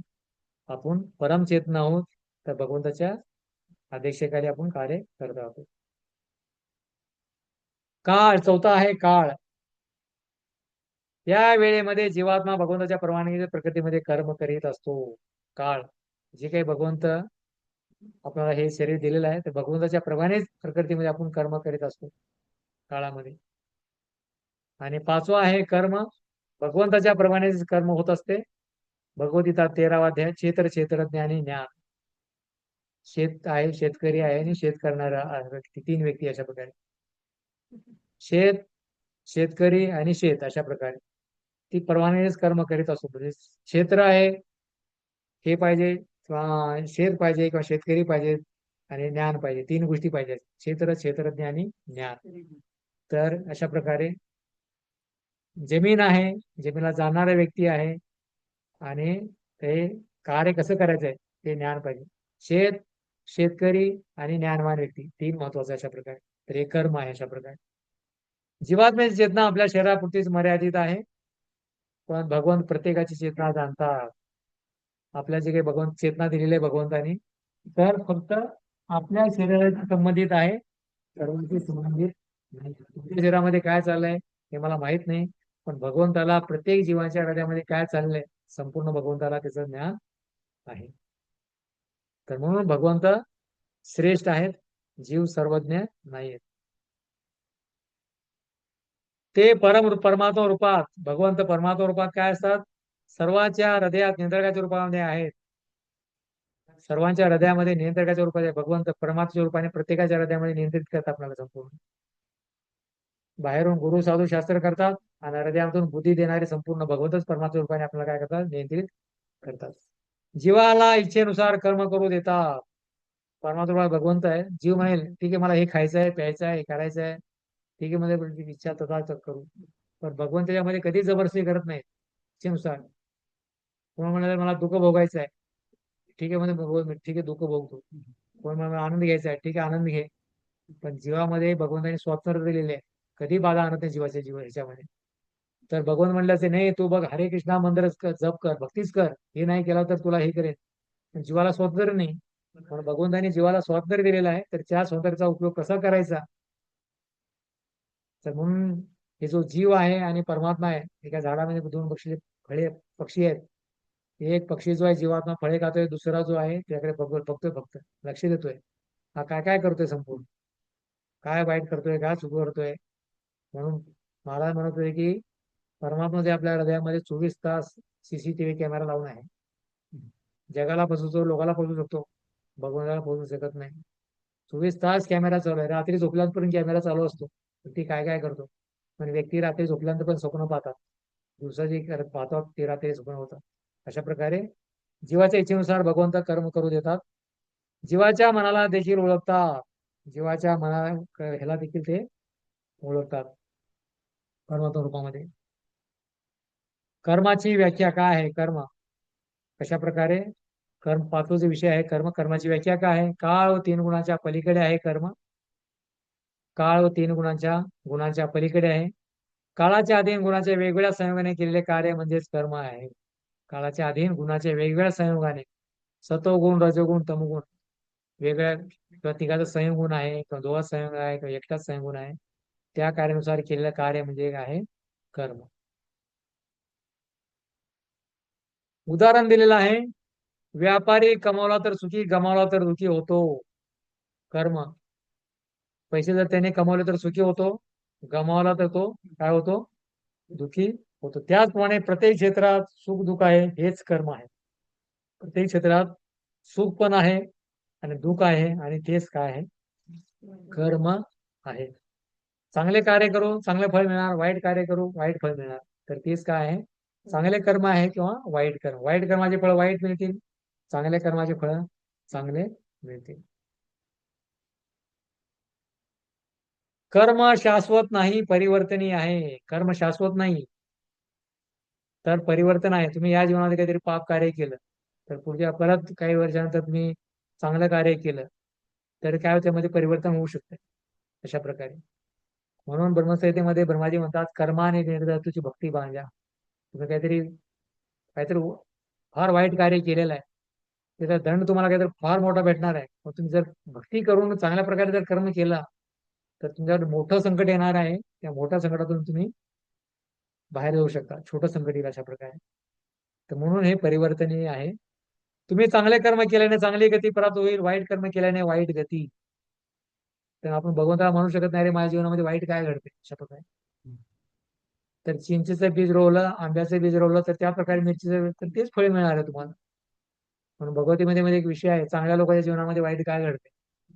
तर चांगल्या लोकांच्या जीवनात वाईट कधी घडत नाही, वाईट लोकांच्या जीवनामध्ये वाईट घडते. आणि दुसरा प्रश्न आहे की वाईट लोकांच्या जीवनामध्ये चांगलं का घडते, असा पण प्रश्न आहे. मग अरे मी एवढा चांगला आहे, भक्त आहे, सर्व सोळा माळा जप करतोय, हे करतोय, माझ्या जीवनात वाईट का घडतं. आणि शेजारचा व्यक्ती एवढं वाईट कार्य करतोय, त्याच्या जीवनामध्ये चांगलं होतंय, असं का होतंय. तर तेच उदाहरण आहे. त्याने काही चांगलं कर्म केलं पहिल्या जीवनामध्ये, म्हणून आता आनंद घेतोय, श्रीमान परिवार पैसा सरकूच आहे. आता आपण काही ते पहिल्या जीवनामध्ये वाईट कार्य केलेलं आहे, त्याचं आपण हे करतोय, दुःख भोगतोय. पण सर्वात महत्वपूर्ण आहे भक्ती करणं जीवनामध्ये. अशा प्रकारे तर ह्या चक्रातून बाहेर येऊ शकतो. म्हणून ह्या 5 गोष्टीमध्ये कर्मच परिवर्तनशील आहे. सर्वात 5 ह्यामध्ये कर्म परिवर्तनशील आहे. ज्या प्रकारे आपण कर्म करू, चांगले कर्म करू, चांगले फळ होईल. वाईट कर्म केल्याने वाईट फळ आपल्याला भोगावे लागतील. तर आता चेतना काय आहे. चेतना म्हणजे आत्म्याची जीवी जे आपण आत्मा आहोत, चेतना जीवात्मा जे म्हणतो आपण, चेतना काय आहे. जीव ईश्वर दोघेही चेतनामय आहेत. ईश्वर परमकृष्ण सच्चिदानंद विग्रह अनादि आदि गोविंद सर्व कारण. चेतना आहे ना आपल्याकडे, जीव आणि ईश्वर दोघे चेतना. आपल्याकडे चेतना आहे म्हणजे आतमध्ये चालतो, बोलतो, खातो. चेतना अस्तित्वाचं आपण कसं म्हणू शकतो, चेतना आहे नाही, हा व्यक्ती चेतन आहे, हा चेतन आहे. तर तो चालतो, बोलतो, खातो, म्हणजे तो चेतन आहे. जर काही करत नाही तर तो चेतन नाही.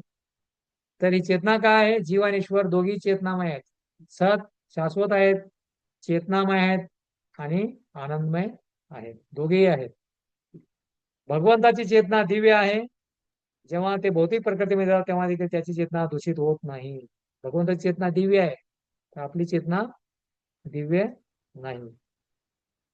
भौतिक जगामध्ये पण येतात तरी पण त्यांची चेतना दूषित होत नाही.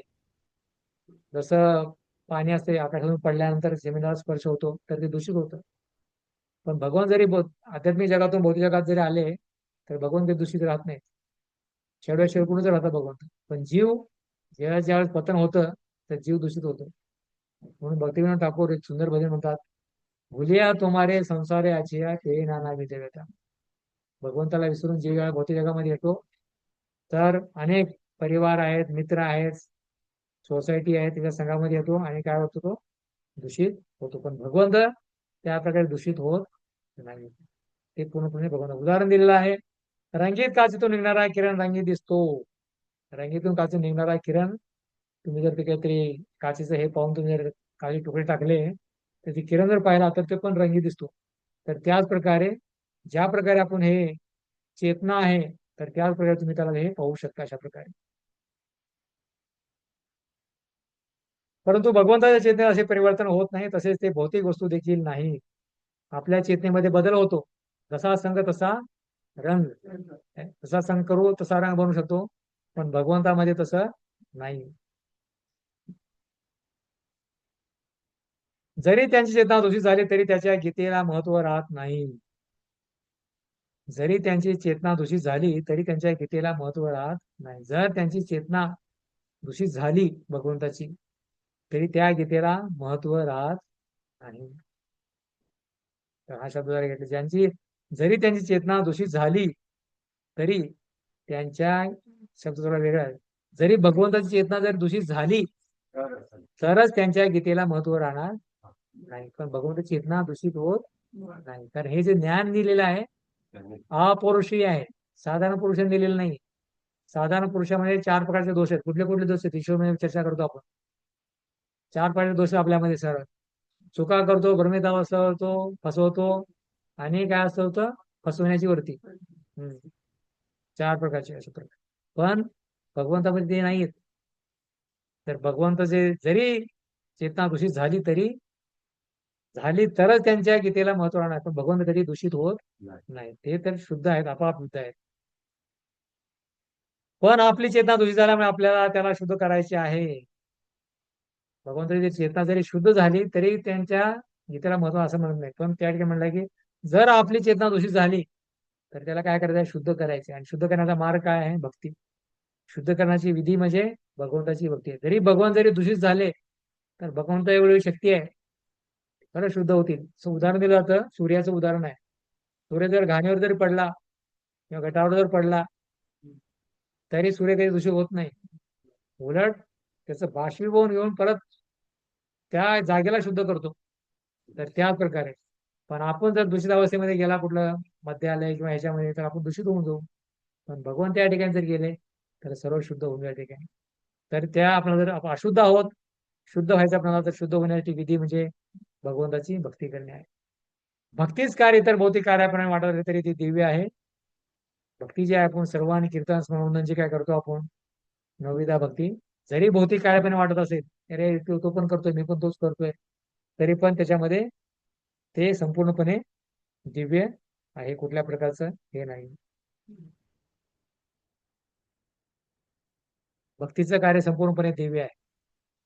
भौतिक चेतना नित्य अहंकार देहात्म बुद्धीतून येते. भौतिक चेतना नित्य अहंकार, मी शरीर आहे, की मी हा गावचा मालक आहे, मी हा घराचा परिवार आहे, माझ्याकडे एवढं पैसा आहे, मी पुरुष आहे, स्त्री आहे, संपूर्ण हे नित्य अहंकार आणि देहात्म बुद्धी आहे, मी आणि माझं. तर ही भौतिक चेतना आहे संपूर्ण.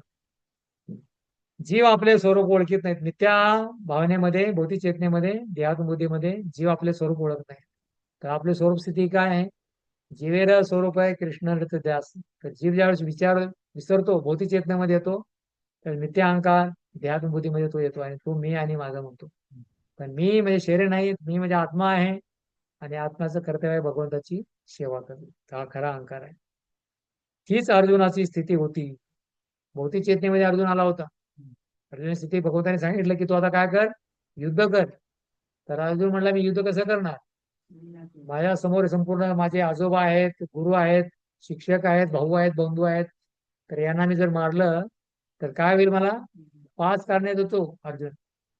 पाप लागेल, कुळ वर्णसंकर वाढेल, स्त्रिया विधा होतील आणि जो सुख भोगणार नाही मी, ची कारण देतो पहिल्या अध्यायामध्ये गीतेच्या.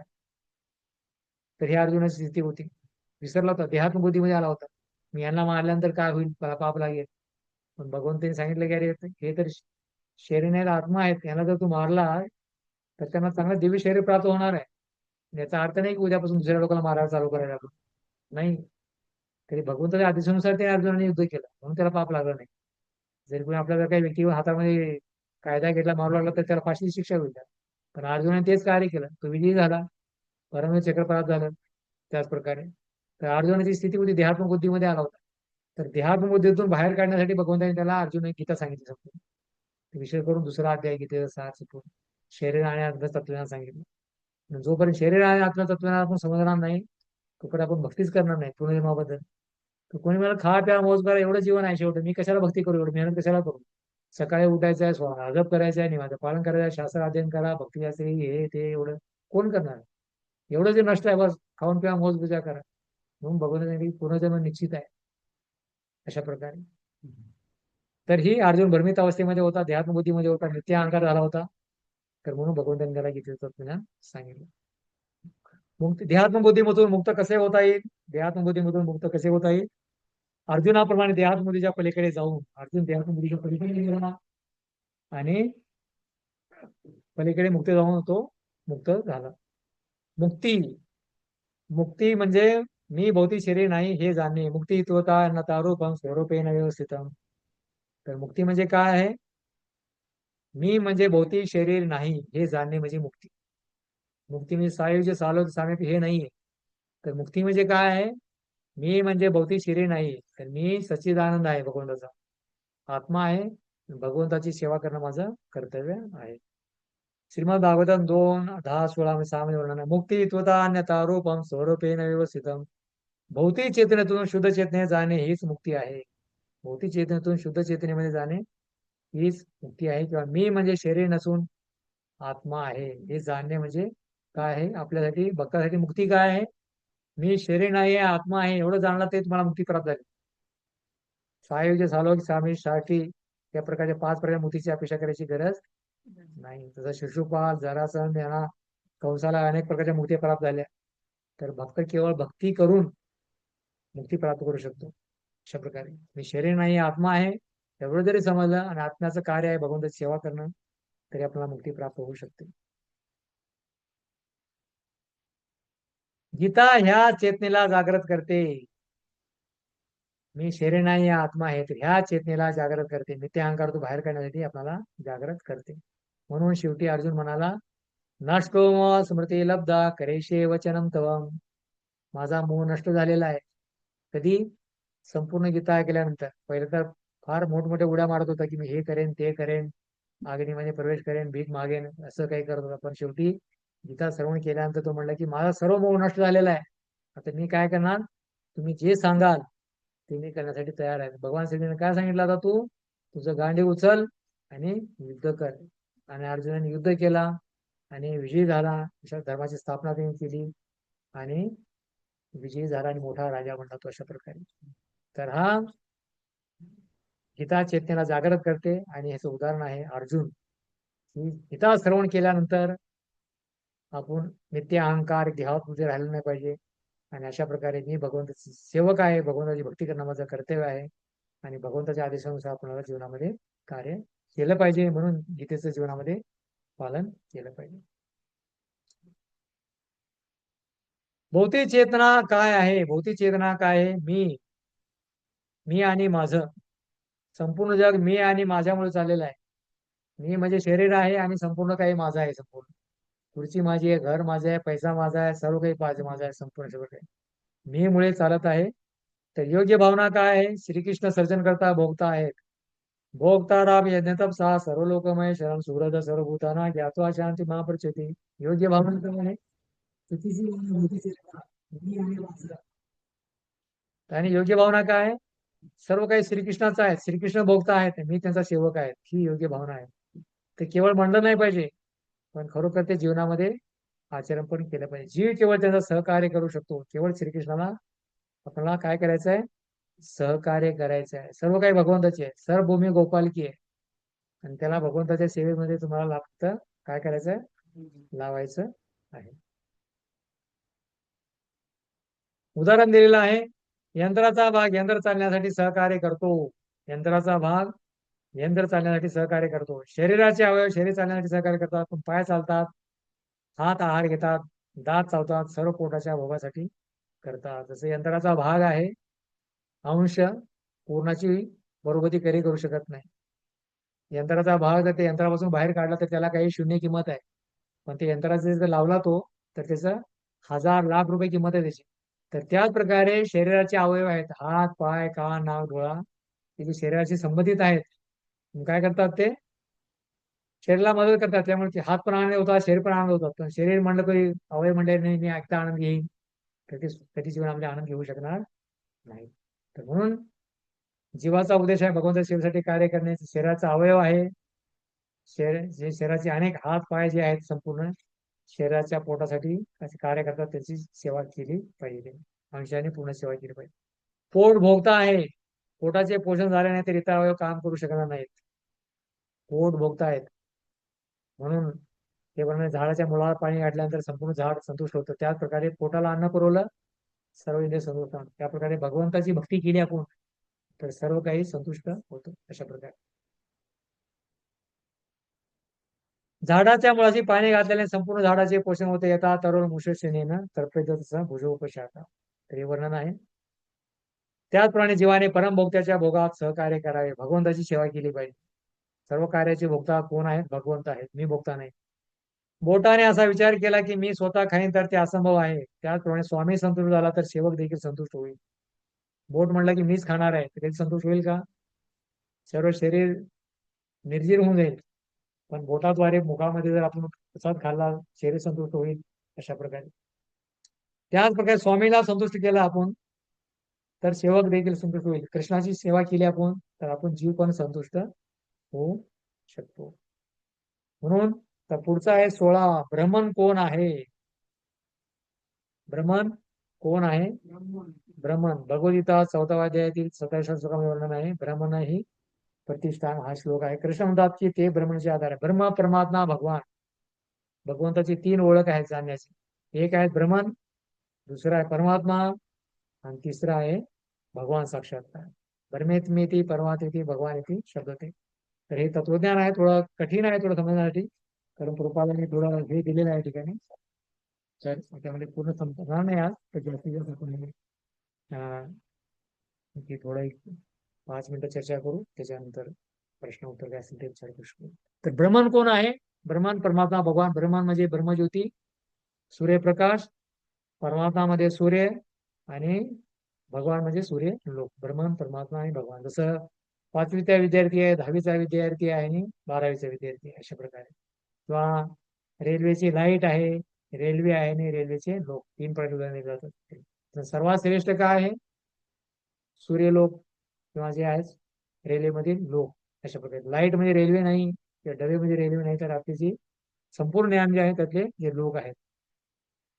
ब्रह्मणो ही प्रतिष्ठान. ब्रह्मण कोण आहे?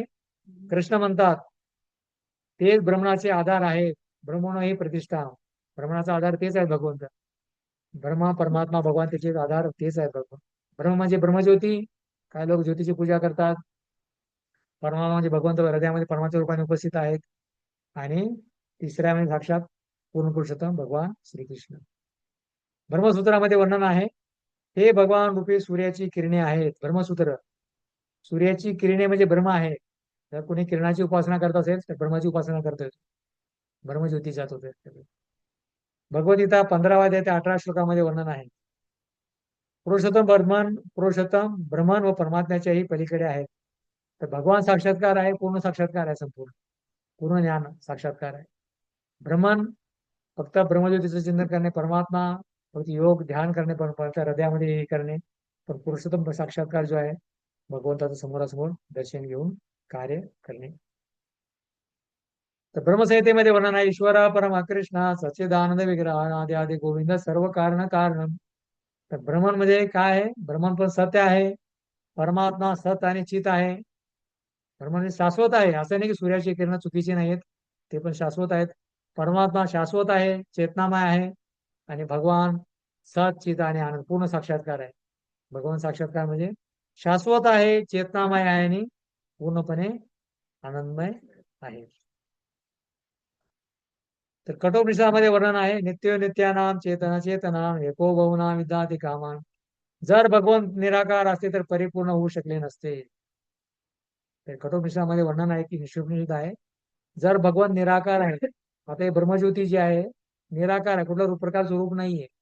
परमात्म्याला पण कुठलं रूप आहे? भगवंत सच्चिदानंद रूप आहे, भगवंत परमात्म्याच्या रूपाने राहतात. भगवंताला रूप आहे, सत चित आणि आनंद आहेत भगवंत. भगवंताला हात आहे, डोळे आहेत, केस आहेत, शृंगार आहे, संपूर्ण भगवंताला. या कटोपनिषदामध्ये वर्णन आहे की भगवान निराकार असते तर परिपूर्ण होऊ शकले नसते. भगवंत निराकार नाही, परिपूर्ण होऊ शकले नसते. ब्रह्म म्हणजे ब्रह्मज्योती, म्हणजे प्रकाश, सूर्यप्रकाश. परमात्मा म्हणजे सूर्यलोक, सूर्य आणि भगवान साक्षात्कार म्हणजे सूर्य लोक. 3 आहेत. म्हणजे सूर्याचा प्रकाश सगळे आपण पाहत नाही, सूर्यप्रकाश हे प्रकाश पाहून म्हणत नाही, अरे तो सूर्य सूर्य असं म्हणत नाही, ती ज्योती आहे अशा प्रकारे. ब्रह्मचे ईश्वर परम सच्चिद आनंद विग्रह अशा प्रकारे वर्णन केलेलं आहे. भगवान श्रीकृष्ण सच्चिद आणि आनंद विग्रह पूर्ण आहे, 3 आहे त्यांच्याकडे.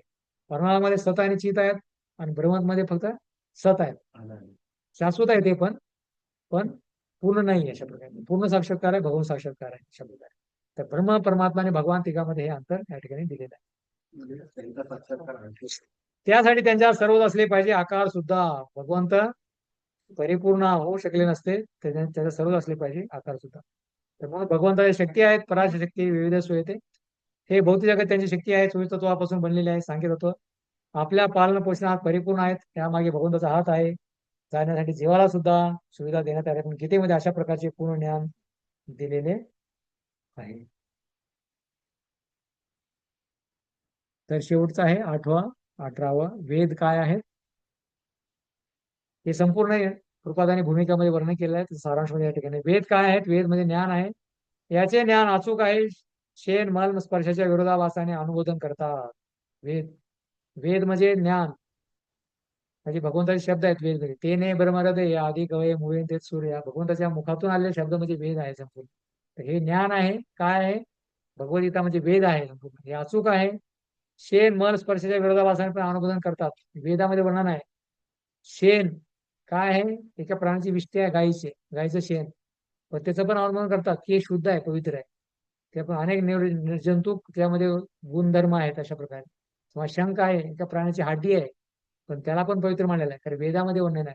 म्हणून वेद काय आहेत. अचूक आहेत. वेद कधी पण शुद्ध हे करतात. म्हणून सर्व दोषाच्या पलीकडे आहेत. वेद म्हणजे सर्व दोषाच्या पलीकडे आहेत, कारण भगवंताच्या मुखातून आलेले वेद आहे.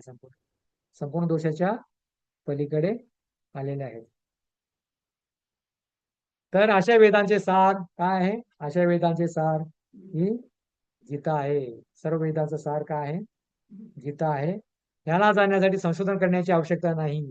संपूर्ण वेदाचा सार गीता कशी आहे. आवश्यकता नाही. तर अर्जुनाप्रमाणे परंपरेमध्ये शिका. गीतेमध्ये कोणताही तर्क वितर्क मनोकल्पित गोष्टींना मिसळले नाही पाहिजे. कशा प्रकारे जसं आहे तसंच स्वीकार केलं पाहिजे. तर म्हणून हे ज्ञान अपौरुषीय आहे. गीतेचं ज्ञान भगवान पूर्णकृष्ण भगवंताने दिलेलं आहे, म्हणून अपौरुषीय आहे. पण हे आपणात 4 दोष दिसत आहे. त्याच्यामध्ये आपल्याला 4 दोष दिसतात. कुठले 4 दोष आहेत आपल्यामध्ये. भ्रमित होतो, धोका देतो, चुका करणं आणि आपण इंद्रिय. तरी 4 प्रकारचे दोष आहेत. अशा अवस्थेमध्ये ज्ञान कसे प्राप्त करावे. अशा अवस्थेमध्ये ज्ञान कसे प्राप्त करावे. केवळ परंपरेमधून. हे 4 प्रकारचे दोष आपल्यामध्ये आहेत. तर या दोषातून ज्ञान कसं प्राप्त करायचं, तर केवळ परंपरेद्वारे आपण ज्ञान प्राप्त करू.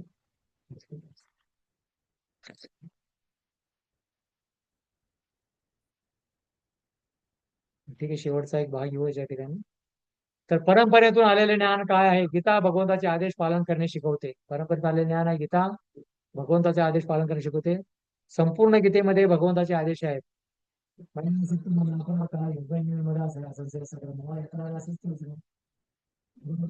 आदेशाचं पालन कर. त्यानुसार कर्म पत्रम पुष्पम फलम तो संपूर्ण गीतेमध्ये भगवंताचा आदेश आहे. तर कसे पालन करायचे भगवंताचा आदेश ते गीता आपल्याला शिकवते, आणि ती गीता परंपरेमधून आलेली आहे. अर्जुन याचं उदाहरण, युद्ध नाकारले त्याचे सर्व देहात्म बुद्धीचे होते, आणि गीता ऐकल्यावर काय झाला तो. नष्टो मो स्मृती लब्धा करीशे वचन. अशा प्रकारे सर्व गीता ऐकल्यानंतर तो म्हणला की सर्व नष्ट झालेला आहे, आणि तुम्ही जे काय म्हणाल मी ते करण्यासाठी मी तयार आहे. तर त्रिगुणी कार्य आहे. त्रिगुणाद्वारे 3 प्रकारचे कार्य होतात. म्हणून कुत्र्या मांजरा पण भांडण लोक करतात कधी कधी, सतोगुण रजोगुण तमोगुणाद्वारे. तर भगवद्गीता 15 अध्यायातील 6व्या श्लोकामध्ये वर्णन आहे. गीतेतील वचनाचे पालन करून आपण शुद्ध होऊन भगवद्धामात जाऊ. गीतेतील वचनाचे आपण पालन करून शुद्ध होऊन आपण भगवद्धामात जाऊ. तर भगवद्धामामध्ये कसे जायचे, तर त्याचं वर्णन आपण पुढचा जो पॅराग्राफ आहे त्याच्यामध्ये आपण पुढच्या वेळेस आपण चर्चा करू. हरे कृष्णा कृष्णा कृष्णा कृष्णा हरे कृष्णा हरे हरे, हरे राम राम राम राम. राम हरे हरे. तर फार फार धन्यवाद. आपण त्याचे इंट्रोडक्शन मधलं हे जे आहे 19 बद्दल जे आहे परंपरा बद्दल आलेलं ज्ञान इतकं आपण चर्चा केली. आणि आता याच्यानंतर जे आहे आपण आपला